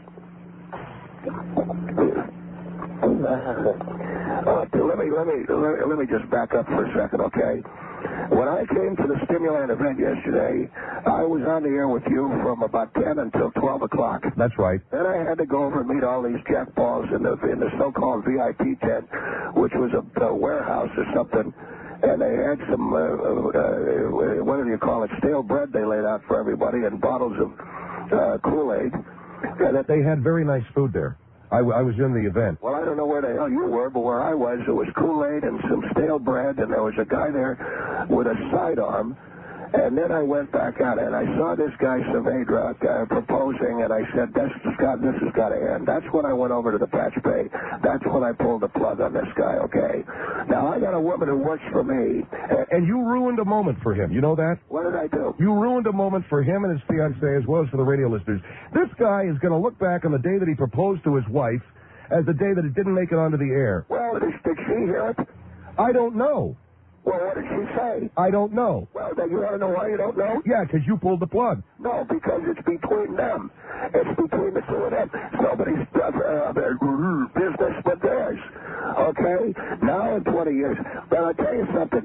I got a woman who works for me filing a complaint with the Fair Labor Board. Says I won't let her bring her baby pictures into the office. I don't want to see somebody's baby pictures. I don't want to see the mistake that somebody made.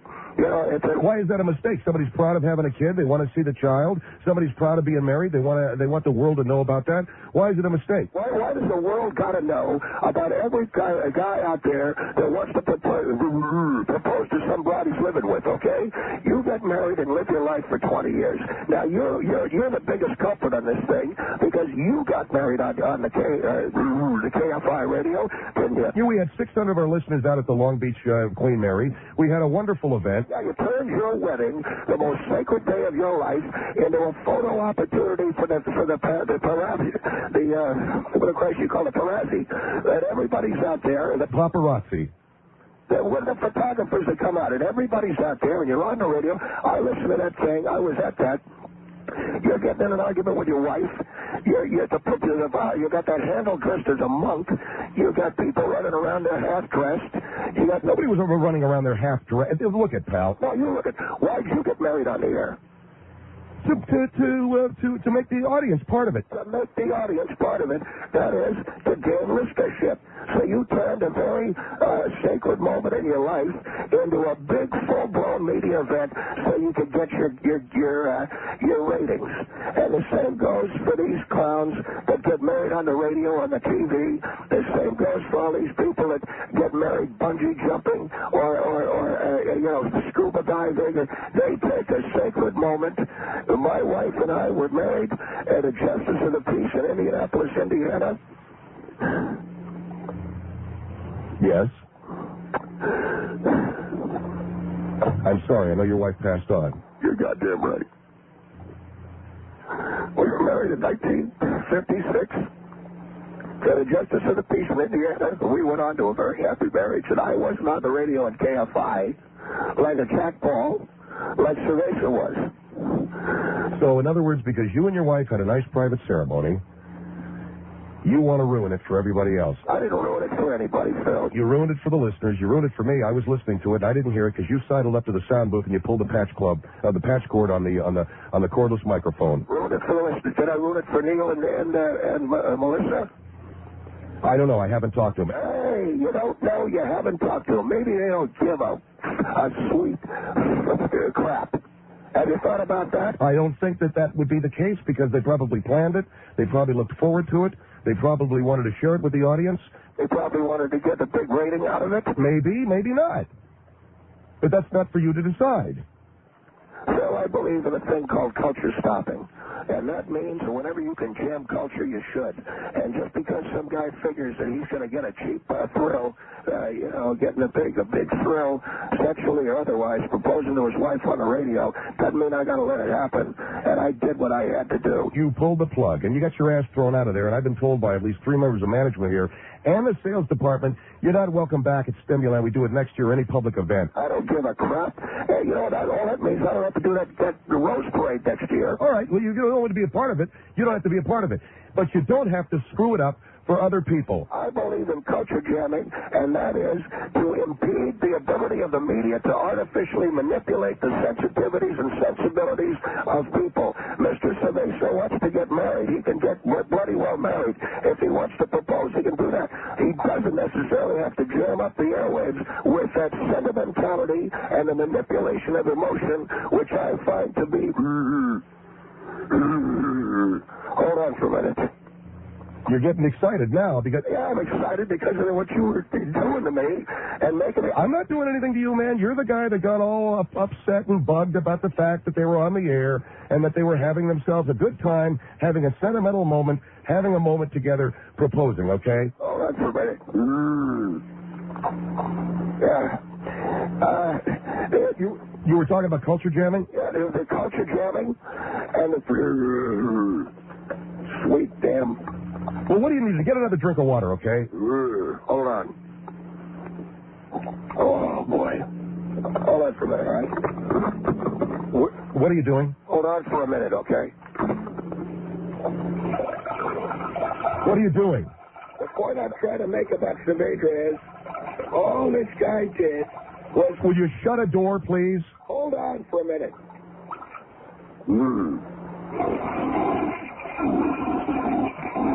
God damn it.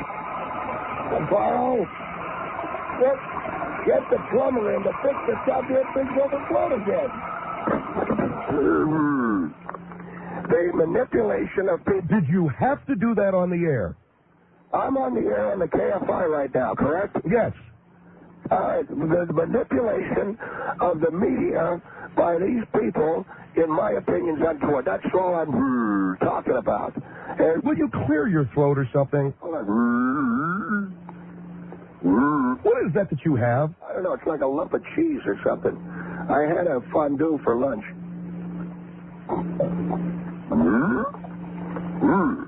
Well, get it out of your throat, man, okay? There it is. The manipulation of the media. Oh man. By the whole, to me, is wrong. And I intend to file a complaint with the KFI by the way that I was handled by security and removed from the premises, okay? That is stuff. All right. By the media. And that's what I'm talking about. I have no idea what you just said, okay? Some manipulation of the media. Well, roll the tape back and listen again. But, Mr. Survey... Well, I can tell you this. Neil is not on the air tonight. Tim isn't either. They worked their rear ends off out there. They lost their voices. And you ruined a very, very special moment for them. Did he propose to her or not? I'm assuming that he did. You're all right. Did she say yes? Yeah, I think so. All right, then what do you care? What do you care? It was a nice moment. Yeah, but what do you care? Did she say yes or no? I'm told that she said yes. And who cares? Whether you heard it or anybody else. Did Neil hear her say yes? I'm assuming that Neil heard her say yes. All right, that's the only son of a bitch that needs to hear her say yes. Is that it? That's all I got. Well, thank you. You're welcome. Clear your throat, okay? Phil Hendrie Show, 1-800-5201-KFI. And you can hang up now. Thank you. 1-800-5201-KFI in Orange County. Paul, get some rubber gloves and pick that up, will you? It fell. It rolled out of the toilet. The thing. 1-800-5201-KFI in Orange County. 5201-KFI in L.A. County. Use some tissue paper if you have to. Phil Hendrie on KFI AM 640. More stimulating talk radio. Terry Ray Elmer now in the KFI News Center. Thank you, Phil. Phil Hendrie. Is he okay? Phil Hendrie Show, KFI AM 640. More stimulating talk radio. Harvey, are you all right? Yes, he's out. That is his home in San Marino. And Mike, I know you're in touch with them. Is he okay? Is he breathing all right? Yeah, I'm up right now. Hello? Yes. Who is this? Yes. I'm here with Mr. Harvey. He's all right. Can you pick the phone up? Yes. Yes. He's all right. God damn it. He has some kind of blockage in his windpipe, but we're trying to get him out. You hit his chest one time. If he's not breathing, what's going on? Can I talk to him? Yes. Yeah, Phil. What's going on? I had an episode yesterday. There's a blockage that I have, and I'm okay now, but what are you doing with that? I just got to get it out. Don't put that goddamn thing in my mouth. What are you doing?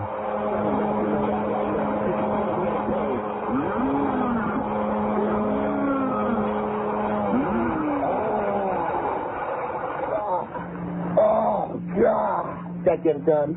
Oh. What is that? Yeah, it's a vacuum that we use to try to remove the blockage. I don't know what happened to him, but apparently yesterday afternoon they'd had some cheese at the booth.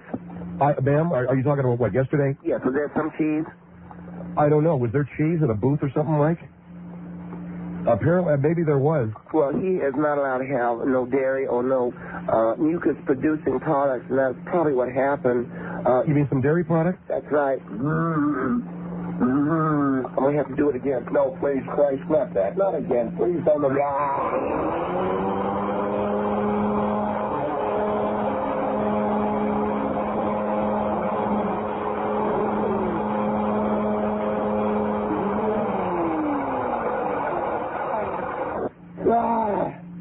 I think you sucked up my pancreas for that goddamn thing. No, he's going to be all right. I think we've got it out now. What we have to do is probably transport over. If you need an ambulance, get an ambulance, okay?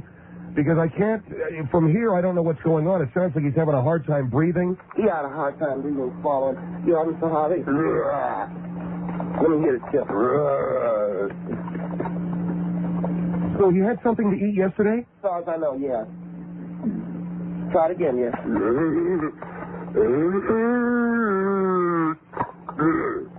it is.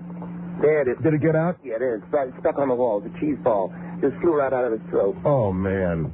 Yeah, let me talk to him. Harvey? Yeah. Oh, boy. Yeah. That was a suction instrument, Phil, that they have to use. Keep it away from my leg. Well, I'm sorry. Keep it away from my leg. It's on my leg! Get it off his leg.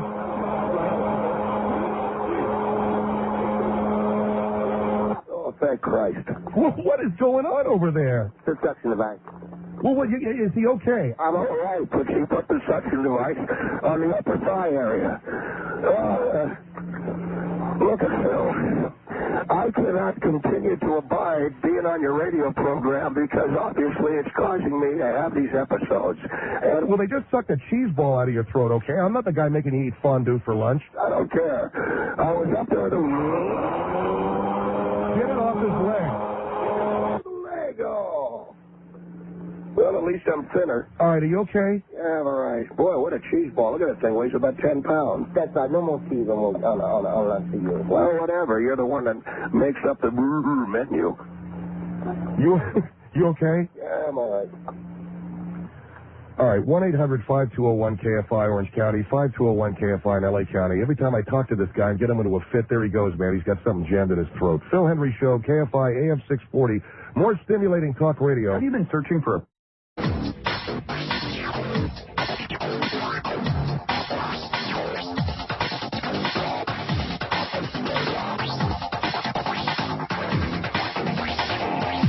Here's Phil Hendrie, 1-800-449-8686. Father James McWhorter with us from the Catholic Coalition Against the War in Iraq. What is the number one concern, Father? Phil, the number one concern would be that this war against Iraq is ill-considered, that we're going to create more pain and suffering than has already been created since this attack on our country at 9/11. And we've created a retreat that we can begin to re-educate our young men as soldiers of peace, Catholic soldiers of peace, and not soldiers of war. And tell us about the retreat. This is primarily for young American men, teenagers on up, who you would like to re-educate as soldiers of peace? To re-educate as Catholic soldiers of peace is to say that you're going to use your manhood and your burgeoning adolescence in the promotion of peace and the promotion of Jesus Christ on this planet. And that war is a way to destroy manhood. To force a young man into his hands the long instrument of war is wrong. And when I think of the young men who will die in the Iraq war, I want to take them away from it. I want to take care of all of them, to have them come live with me, to sleep in my bed, and to allow me to sponge away the filth of war in a warm sponge bath. And a lot of us showing together and showering together for peace and taking photographs of each other, and each of us camping out in tents This is the way that we can create a new soldier in Christ. All right, now you're talking about some things here, Father. When you say living together at the retreat and you shower together, right? This is a baptismal. It's a baptismal? Yes, indeed. It's a baptismal of the young soldier of Christ. And, Phil, it's a joyous time when young men from all over the country can come to our Catholic retreat for young men and can shower together, sponging away the filth of war. And this is the beginning of a new reality. Make love, not war, as they said in the 60s, and I think it's still viable today. But that's a lot of people are afraid of this, all right? Isn't this an inappropriate thing? You talk about the Iraq War being a bad thing and re-educating young men to be soldiers of peace, but you got them in the shower. No, this is not what you'd think this is about molestation. Well, I mean, no, I don't think it's about molestation, but excuse me. It sounds like something a little too intimate. Phil, I'll tell you, we can do much worse. I'm not talking about sexual molestation, Phil, but we would like to have the warm embrace of a priest to come home and bring home half of these young men with their lives. You don't want to see these boys coming home with their manhood blown clear. All right, 1-800-449-8686. I got to drink some water, Father. Will you excuse me? Certainly. Father McWhorter's with us. Pardon me, guys. I've suddenly gotten a tickle in my throat here.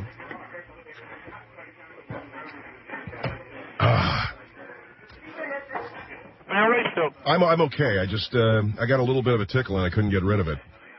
Anyway, what is this program, Catholic Soldiers of Peace? Well, Catholic Soldiers of Peace is a program that Father Warren Staley and myself started to convince young men and boys that they don't have to go to war. President Bush has them convinced that to be a good American is to go to war, that this is the place to go, but you're going to go to war, you could get your scrotilia blown away, and our program trains these boys to be soldiers of peace. We live together, we eat together, we are very close. One of the ways to communicate the message of peace is after a good strenuous workout to take the young boy into the shower, to shower away all of the toxins, the baptismal shower, and to communicate there in the warmth of the baptismal water the message of peace. There, with all of our clothes removed, naked before the glory of God, sponging each other off in the holy water, we teach each other the lesson of peace. All right, I want to be clear, and I want every parent to be clear. You are showering with these guys, you're sponging each other off, you're all of these things, but there's no sex. Absolutely not, and I take offense. I take offense at the suggestion. And there's no need to tell parents, because it's not something that we really want parents to know, because most parents are indoctrinated into the sensibility of war. These young boys are going to be our soldiers of peace, not necessarily individuals that have to tell their parents about it. So you're keeping this away from the parents. So you understand, you're showering with these guys, you are sleeping in the same bed, and you're not telling the parents about it, but it has nothing to do with sex.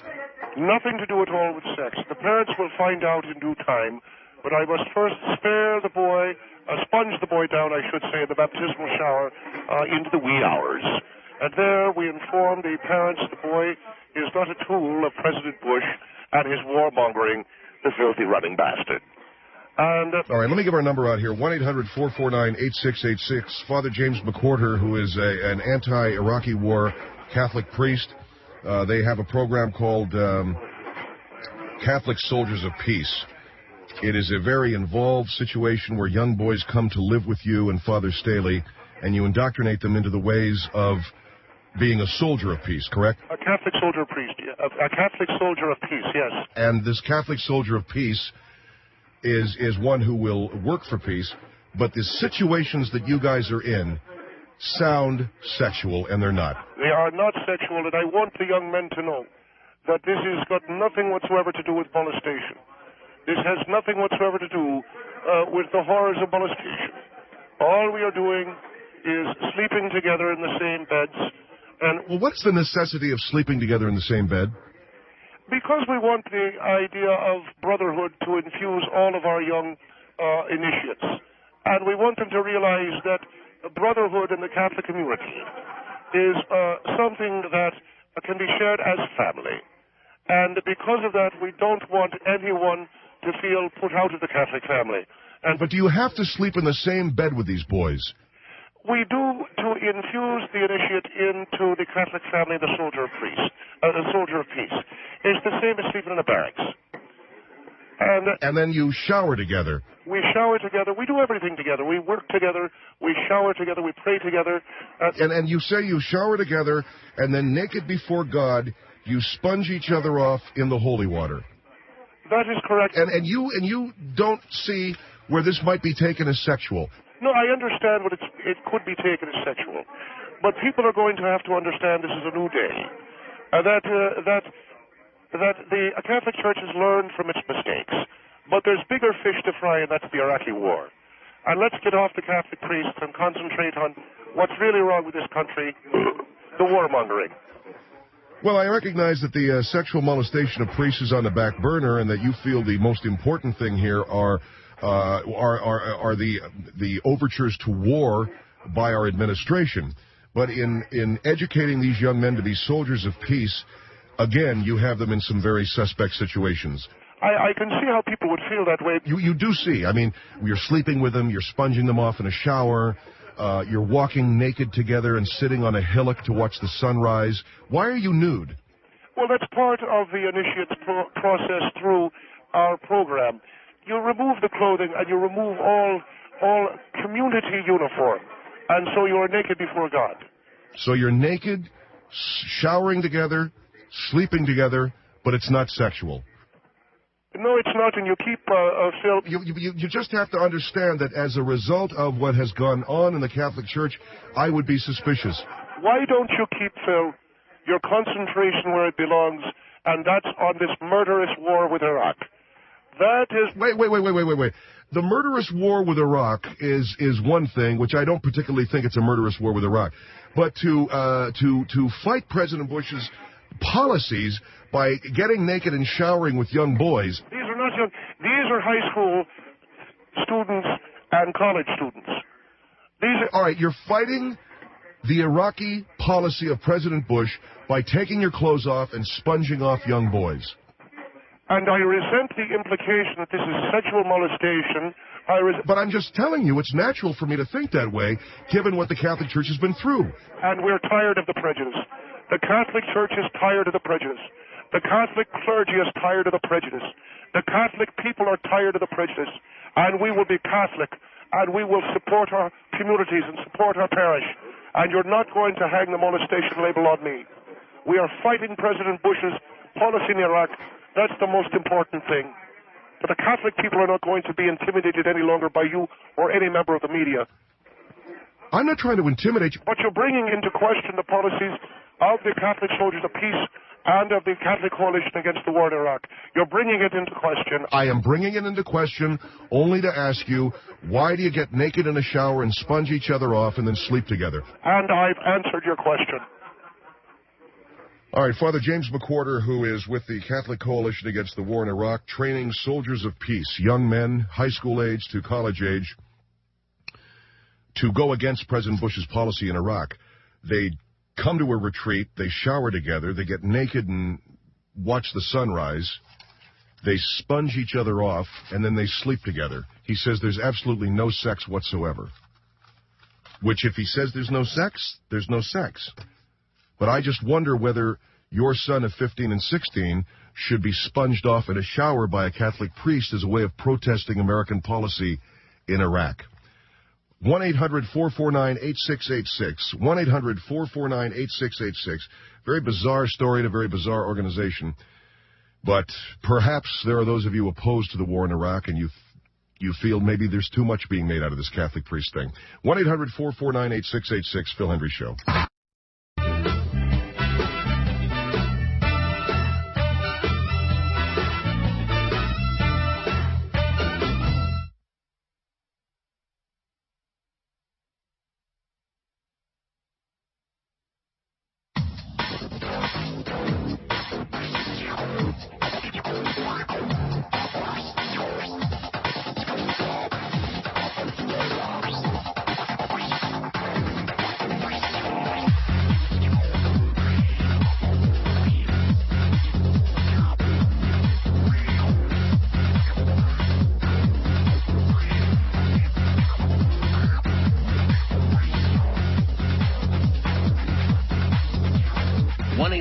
449-8686. The Phil Hendrie Show is back. Father James McWhorter with organization Catholic Coalition Against the War in Iraq with a program whereby they are developing Catholic soldiers of Catholic soldiers of peace. I keep using the word priest. The methods are a little suspect, Father. But I resent the fact that you're trying to say it's sexual. And I would tell you that the more horrifying aspect, Phil, would be a young man coming back from the war in Iraq who's had his manhood blown clear. A young man who's come back from Iraq who's had his face shot away. I would say that's much more horrible than the fact that we do a baptismal shower and sponge each other away the evils of sin. All men and boys. No, this is just like a father has a boy for a softball game, and they might shower together. I never showered with my father. I don't know. 1-800-449-8686. Kay, you're on the Phil Hendrie Show. Go ahead. Father? Hello, this you may be against the war, and you may be for peace and be well-intentioned, but I have never heard of anything so ridiculous in my life, and I think that neither the Pope nor any of the bishops would sanction it. All we're doing, okay. Are you Catholic? Yes, I've been a Catholic for 74 years. Would you like me to bless you in the name of the Father? No, I and would the Holy not, Spirit, Father. Amen. Well, Kay, No, I would say to you this, that we are trying to keep the war from shattering the lives of young men. And that is not an appropriate way to do it. It's appropriate because we're trying to pray together. It's a boot camp for peace. Father, you can pray together. We do pray I together. don't think that you have to shower together. We shower together as a baptism. And yes, then hand in hand, naked I don't before think the eyes Jesus of God. did it naked. Do you think God would be offended by the naked form of a boy? I think Jesus would not shower naked with a boy. Do you think? And I don't think that it's an appropriate way to solve the peace problem. If you are against war, there are many more ways. Prayer, for instance. Absolutely, Kay. We do pray. Okay, Father. But Kay, thank you. Did your husband go off to war? Yes, he did, Father. Did he lose any of his parts? He was injured. All right. Did he lose any of his the scrotalia? No, he did not, Father. All right. Well, I'm happy for him. I'm happy for him, and I'm happy for you. Thank you, and Father. And we do pray, but we pray with our clothes removed, naked before the eyes of God. I don't think in the way that God created man in all of the glory of his nudity. You could join a nudist camp. But this is the idea. This is what I thought would happen. Yeah, this is what I thought would happen, Father. People are going to react to this in a very negative way. This is the Catholic way, though. No, it is not, Father. Well, I don't know. It's not the Catholic way. Yes, it is, Phil. It's the Catholic way between priest and boy. And you guys have had so many problems with molestation, I would think you'd be frightened to death of anything that might even hint at it. There's no sex involved. The only sex is in the mind of Kay. This is not the Catholic way, Father. Goodbye, Father. But if your husband had the chance to be at our retreat, he wouldn't be injured today, Kay. He never would have gone off to war and had the part shot away. All right, Kay, thank you. Part shot away. She said her husband... Well, I know, but I think she's lying. Why would she lie? I don't know, but she sounded bitter. As if her husband had been giving her a good to her for all these years, and then it finally got blown clear. All right, let's go over here to Marie. You're on the Phil Hendrie Show, Marie. Go ahead. Marie? Marie? Yeah, okay. Well, I'm glad I went to 5. Here is Lori on the Phil Hendrie Show. Lori? Hi, Father. I'm just curious. I've got a couple questions for you. How long have you been a priest? Since 1967. Since 1967. Yes, that's right. I went to St. John's Seminary, Camarillo, California. Where's your parish? And my parish is in Arcadia, California. It's in Arcadia, California. Arcadia, California, yes. Okay, and out of curiosity... Belmar Academy. What is your... Are you Catholic? Yes. You are Catholic? Yes, and I am Catholic. What is your parish? I'm not going to drag my church into this. Well, but I certainly am not going to answer all of your questions unless you answer some of my questions. Well, fine. I'll be happy to tell you that I... Have you been divorced? No. Do you take communion? Well, just, you know what? Do you take the Holy Sacrament of communion? I'm calling to ask you questions. Do you take the Holy Sacrament of communion? Yes, I take the Holy Sacrament. And do you take reconciliation before the Holy Sacrament of communion? Yes, I do. I don't believe you. I don't care whether or not you believe I believe that 9 out of 10 Catholics do not take reconciliation. Look, I think everybody sitting out there listening to you... You're a lying sack. Everybody... You're a lying sack of meat. And you... All right. 1-800-449-8686. Bill, go ahead. Bill? Yeah, right here. Go ahead. Hey, listen, I think this guy's a crackpot. I don't think he's a priest at all. He's a guy with a good fake Irish accent. I don't know whether or not you're a guy that is even a Catholic. I was raised in a Catholic household. You sound like a guy with a fake. No, you weren't raised in a Catholic household. Oh, yes, I was, Father. Were you? All right, then, let me ask you a question then. What is the name of the Pope? Well, he doesn't know, does he? I hung up on him. Oh.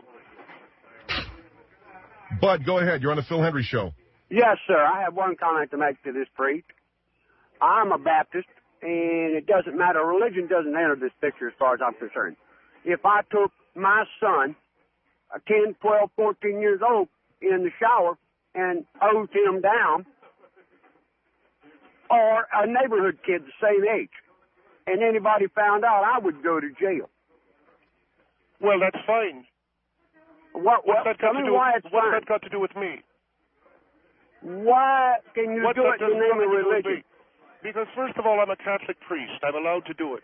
As a Baptist, you sponge a boy down, you'd rot in jail. You'd rot in hell. I think you can sponge him down with his underwear on. Well, that could be. If you want to sponge him down with your underwear on, that's fine, but as long as he's naked. That ain't what I said. Well, that's exactly what you said. You said you want to keep your underwear on and have his No, clothes I think he ought to keep his underwear on. No, I think that's not the way you get baptized. Well, do I keep my underwear on? Well, I don't. That's up to you, but that's the baptismal I shower. don't think you ought to expose yourself in front of him. I'm not exposing myself to the boy. It's the baptismal shower. If you have your underwear off, in the nudity of God. All right. Okay. Listen, Bud, thank you. Are you nude now? Bud? I'm sorry? Do you take your clothes off when you're baptized? No, I don't. Oh, good. 1-800-44. Hey, Frank, you there? Yeah. Phil, how are you? Good, Frank. What do you got on?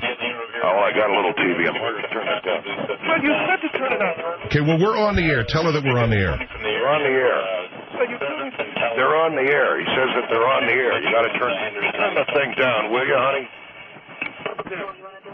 Where's the ice? Where's the ice? Yeah, where's the ice? Frank? Hold on, where's the ice? Did you ask me where the ice is? Yes, I asked you where the ice is. Come here. Frank? Hold on for a minute. This ought to be good, yeah? What's that look like? It looks like a little door. It's a little door to what? I don't know. Well, here. See? Do you recognize it? So it's a little refrigerator. And it's been under our bar for how long? I don't know. Hey, Frank? Hold on for a minute. This is good. Yeah? Go ahead. I'll bite. That's where the ice has been since we moved into this home in 1974. Do you understand? Hey, Frank. Hold on. This is getting good. Really? Since 1974. Will you come on, man? I'll deal with you later. Pain in the ass. I don't know. You run around acting. Anyway, Phil, Frank will be here in a minute, but he's getting some ice for his drink. How are you, dear? I'm fine. I just want to talk to him about this story about the sex change operation. Oh, I read about that in, where was that anyway? I think it was New Jersey. Could you turn that TV down? You want me to what? Turn the TV down. Well, it's cops, Phil, and he loves it. I know. Just turn it down. He's got to talk to me. What are you doing? I'm turning it down. This is cops. I want to see it. Come on. It's the only fun I get. Phil? Yeah.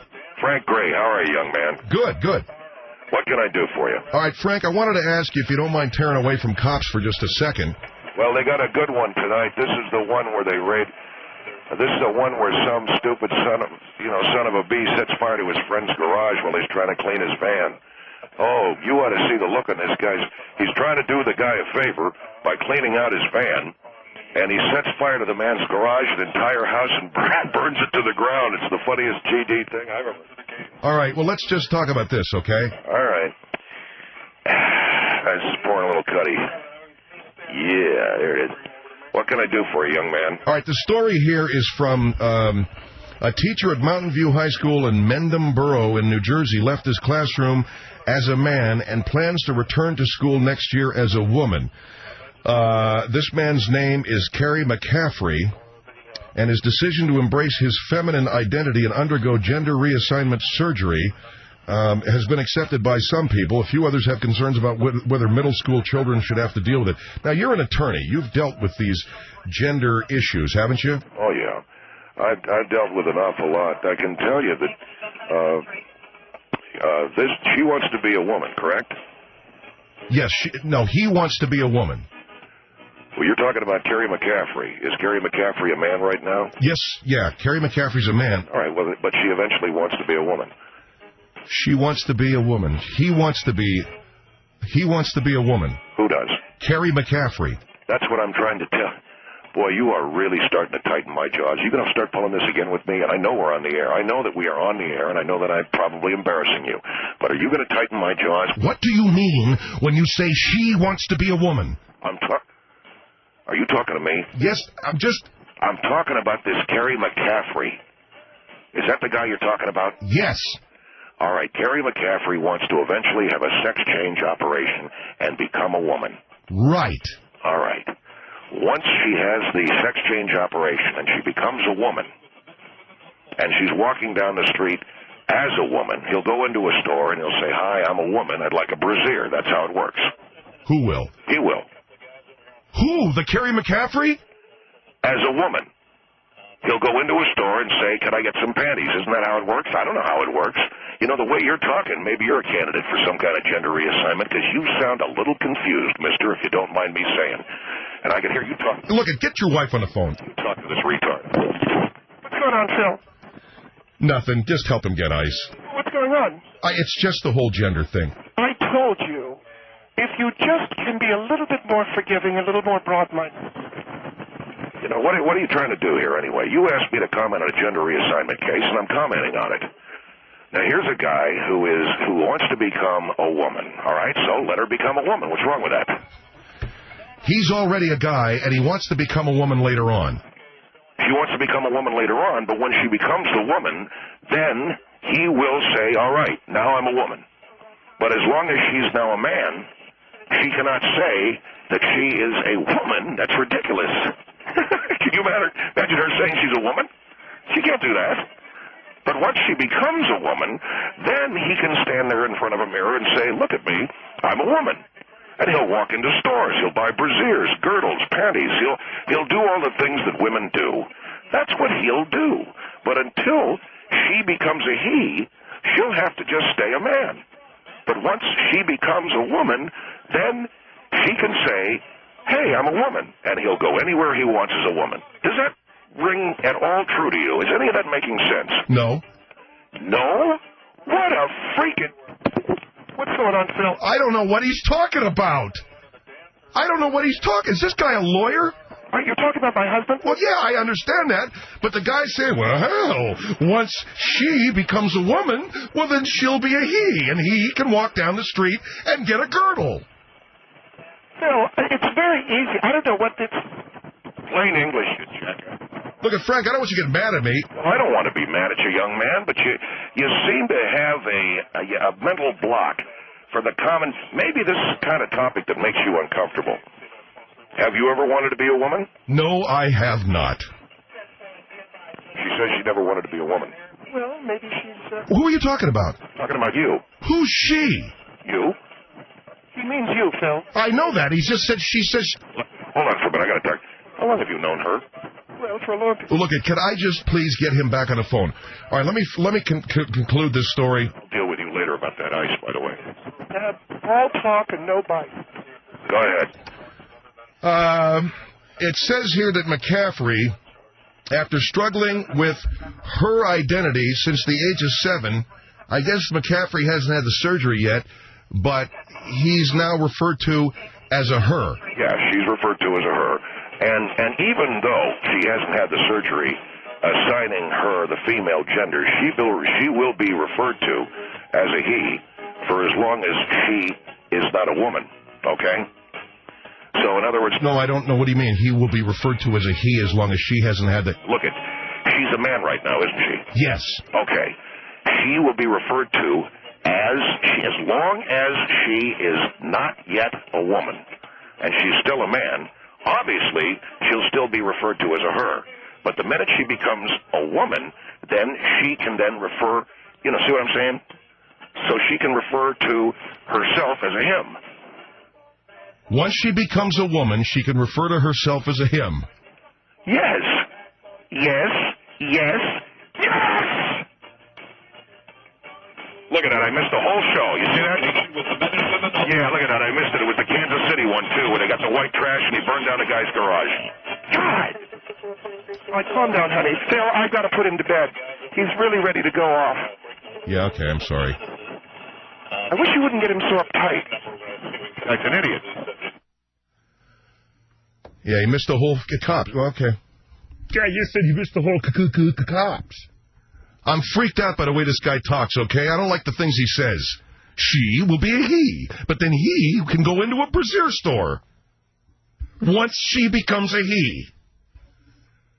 Which means that a guy is becoming a woman. You get that, Bud? What? This is the way the guy talks.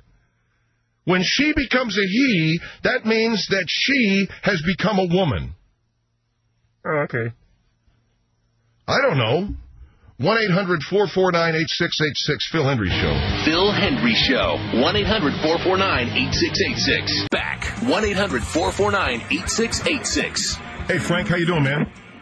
Hey, young man, how are you? Good. How you been? Oh, Phil, I'm vertical. Are you home? Yeah, I'm just dialing around here looking at some of the television, Phil. But I did what you asked me to do, and... Well, what we did is we asked Frank Gray to go out because we had heard that a black guy, a black guy couldn't get a haircut at a white guy's barbershop. Did you read that? Yeah, I saw that, yeah. You know, that technically that's against the law. That violates the Civil Rights Statutes of 1965 because you're supposed to have if you're doing a public business, you've got to do business with the public, see? So if you are, say she's got a barber shop, all right, that's a private barber shop, she can let anybody she wants in. But this guy is doing business publicly, so she's got to let other people in, including black people. This guy has to let people in, so she... Yeah. Oh, it's the gender confusion. You say something? No, nothing. All right, so did you go to a black barbershop to try to get your white hair cut? Well, here's what I did. I went into Supercuts down in Southgate, and I went in there, and have you ever seen people bring in a picture of a haircut that they want? Yeah. All right, I brought in a picture of a haircut that I wanted. What are you laughing at? Well, enough. I'm not laughing at anything. Okay, what'd you bring in? I brought in a picture of Steve Harvey. Uh-huh. Man, if you're laughing, I'll hang up. No. So you went into a Supercuts in Southgate, and you're a white guy. Last I checked, yeah. Okay. Why'd you bring in a picture of Steve Harvey? I like her hair. I think I realize that I'm not black, but she's black, but I like her hair. So I took it in, and I showed it to this barber, and she said, well, so why do you want your hair cut like that? And I said, because I just happen to like her hair. So they tell me they can't do it. And so, I'm saying, in other words, they refused me service. Okay. So I got upset, and I came home, and I called the show. Well, all right, so they wouldn't do your hair because it's a white guy's hair? They just simply said they're not going to cut my hair like hers because I guess they thought that it was impossible. The barber I talked to said she wasn't going to do it. Can I ask you a question, and I'm sorry to say this? What?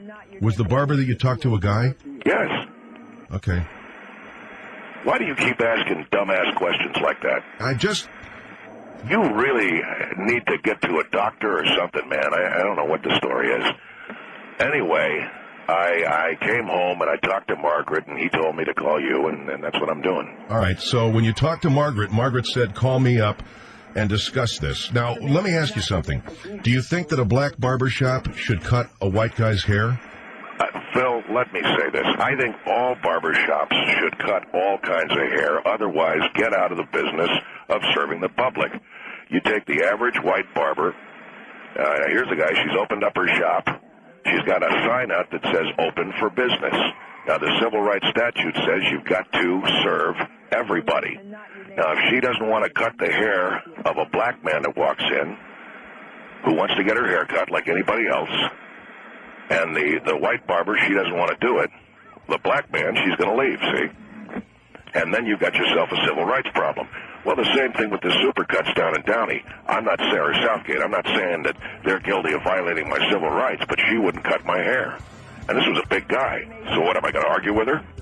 I guess not. And I said to her, I want my hair cut just like Steve Harvey because I love her. And she said, what are you, gay? And I said, you got some balls on you calling me gay. So I told her to go to hell. Oh, yeah. What's wrong? I hope you'll still love me at the end of the day. That's what I'm really saying. Why can't I just spit it out? Why can't I just say it? Will you love me? Will you love me in ways that I've never been loved before? That's the question I ask myself, Mary. You know, Mary, when I look at you, I see your red hair and your freckle-splashed nose. And oh, I remember those days on the heather.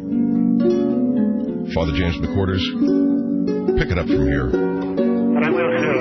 This is Father James McQuarters. And what Phil's talking about, Mary, he's talking about the day that he met you. The day that he met you as he carried his satchel down the road filled with potatoes. As he herded his pigs along the dirt path there on his way to Killarney. And there you were, sitting under a tree digging for potatoes. Yes, Mary. You recall the day there in the chapel yard when I betrothed the two of you, the banns of matrimony. And the two of you became man and wife in the eyes of God and the community. Oh, what a time we had at the reception, too. We danced and sang. And then later that night, the two of you went off to your marital bed. And there you would consummate in loving honor the cherished marriage of the two of you. How do I know? I had a camera in the window and... All right. What you cut me off for? Get out of here, you freak. You had a camera in the window. Caballero Films, Volume 6. Get out of here. Beautiful sentiment like that messed up by that perv priest. How about if I take you to Arby's for a beef witch if you give me a peek? 1-800-449-8686. Phil Hendrie Show. Phil Hendrie Show. 1-800-449-8686. Yeah, only if he's ready to do it. He says he is. All right, Father McQuarters, go ahead. Hello. Father McQuarters, I don't need you recounting sticking a camera in someone's bedroom window. Phil, I'm simply trying... I thought I was cutting the ice a little bit. I'm sorry if I offended you. That's fine. You were just talking about how this little, the love affair I had with Mary.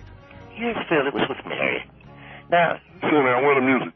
Oh, man, he goes black when he doesn't have his music, doesn't he? That's right. Get it on. Sorry, Father. Well, you say sorry now, man. Now look at this. I gotta have music, otherwise I don't feel the same. Oh, thank Christ. You see, Phil, marriage is a sacred time. The time when a man and a woman get together and do the do when the funky chicken... Okay, bug off, okay? I'll see you in hell with your money. 1-800-44... What a... I tell you, guy's a perv.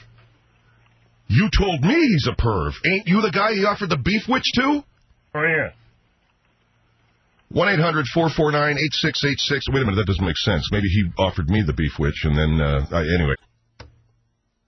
Now I've completely lost my train of thought because of you, man. What is this? What is this? I'll tell you what it is, Phil. It's Father McQuarters. I think you need to treat the child better. Wait a minute, Father. This is none of your business. No, I've been listening to you abuse the child enough. The boy is a poor Lloyd. Say it's all out of whack. He's all in the heap. Why don't you treat the child as a child of God? Yes, Phil. Jesus told us that wherever the least of you are, there I am. That's true. It is true, Phil. It's also true, Phil, that Jesus told us that no greater love does a man have for his fellow man than to give his life for him. Isn't that true, Phil? Yes, Father, you're right. I'm sorry, bud. Phil, you don't have to say you're sorry. Just love what God has done for you. And Phil, I'd also like you to know that tonight, in honor of you giving out a free webcast, I'll let you have the negatives back of that spread job you did. Okay, that's... You sick. 1-800-449-8686, Phil Hendrie Show. What do you want, Father McQuarters? Phil, I just want to say one more thing. I'm sorry. I'm moving on. What do you want to say? Thank you for me. What a turd. Back at you, douchebag. Oh, well, that's really good. 1-800-449... Look, man, you want to come on my program and talk about sticking a telephoto lens in my bedroom window? Capiche? Savvy? Law don't go around here, law dog. Savvy? 1-800-449-8686. The Phil Hendrie Show is back. All right, we got, of course, our signing on Sunday. I wanted to tell you, if you're one of the first 250 people to show up, you'll get a wristband, and that means you get to go in and watch me do a little one-man thing, one-man shoe, and that'll be happening at 3. You get there as early as 3 o'clock. Come on in, man. One of the first 250 people. Other than that, everything's good. We'll sign autographs. We'll take pictures. We'll do whatever you want. We're raising money for my friend's place, and we do it by selling our Best Of CD for the year 2005. I've got a copy of it here, as a matter of fact. It's called Are You For Real? And I'd love to read you the titles of some of the cuts on here, but the print is so small that I would go blind, literally trying to read this. Every year, man, we got some kind of a design question here. Or maybe it's just because I'm freaking blind to begin with. I think the first cut is Toby Thumper. Do we have a character named Toby? No, we don't? Okay, then obviously I can't read it. First character is Toby Thumper. No, it's Doug Danger. Well, I could get Harvey on here. He could read that for you. Would you get Mr. Wyman on the line? All right. What we have, though, are the 20 cuts, well, not just, probably up to 20 cuts of phone calls, and then we've got bits. Harvey. Yeah. How you doing? I've got a little bit of a cold. It's the same one you've got. I don't know how in Christ. Well, it happens, man. Do you have the CD in front of you? Yes. Can you tell me the cuts? Can I tell you the cuts? What does that mean? The selections, the names of the selections. Well, what's the matter? You're blind, can't you? It's difficult for me to read, man. The print is, Oh, come on, for Jesus' sake. I got to be at least 26 years of 20. I'm 31 years older than you, and boy, you're pathetic. All right, I'm pathetic. I can't read it. What are the cuts? What do you mean cuts? What is that word? What are the selections? Then use the word selections. I've told you that why can't you talk like a white man? What do you mean? Oh, I'm kidding. Come on. I've got a great many black clients. I always say that to them, too, as a joke. You know who one of my clients is? No. One of my clients is a guy by the name of Mark Bessel, and Mark was a professional basketball player, and now he's a businessman. He's African-American, and I represent him in a lot of land deals. He's done a lot of acquisitions and mergers. And we'll be in the middle of a meeting, and I'll say, hey, Mark, why don't you talk like a white man, you spook? And everyone laughs. It loosens everything up in the room. What? What? Are you kidding me, right? No, I'm not. It's, hey, Mark, come on. Talk like talk like you're among, the whites. And so. Will you just tell me the names of the cuts, the selections, I mean? All right, what do you want me to do? You want me to read the first one? Yeah, go ahead.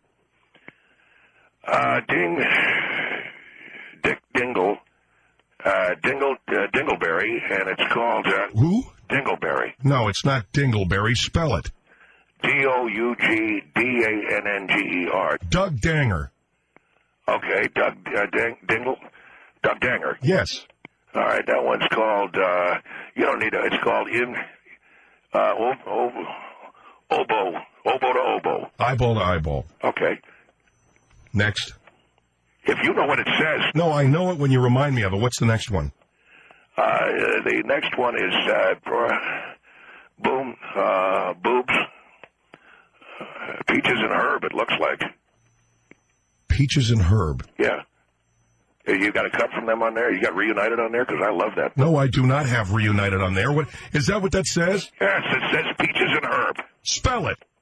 Boobidooley. Booby Dooley?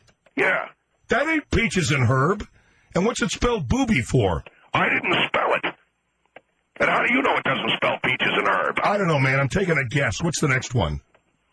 You know, you got a lot of balls on you. You woke me up. I was sitting, you know, it's almost 8 o'clock. It's time for my evening, BM. Well, when I look forward to that, too. Good for you, man. It's not even 8 yet. Could you tell me the next cut? Yeah, the next one is, what did I just say, Bob Dooley? Yeah. All right. The next one is, I love this guy, Sir Walter Raleigh, right? Sir Walter Raleigh. Okay, so I've got Peaches and Herb, Sir Walter... Well, is it or isn't it? No, it ain't, man. Spell it. Rudycanosa. Rudy Canosa. Well, I was close. Yeah. The next one is Julie Newmark. Justin Mooney. Justin McElroy. Well, okay. And then Eliza Minnelli. Lloyd Bonafide. Okay. And then Art Carney. Rudy Canosa. Okay. Charlie Rich. David Hall. Why can't I get these? I don't know, man. You're blind. Get out of here. Wait, I want to tell you the last one. It says, why, it's Harvey Wireman. Anyway, buy the CD, Van. You'll be able to get a magnifying glass, too. Phil Hendrie Show. Phil Hendrie, 1-800-449-8686.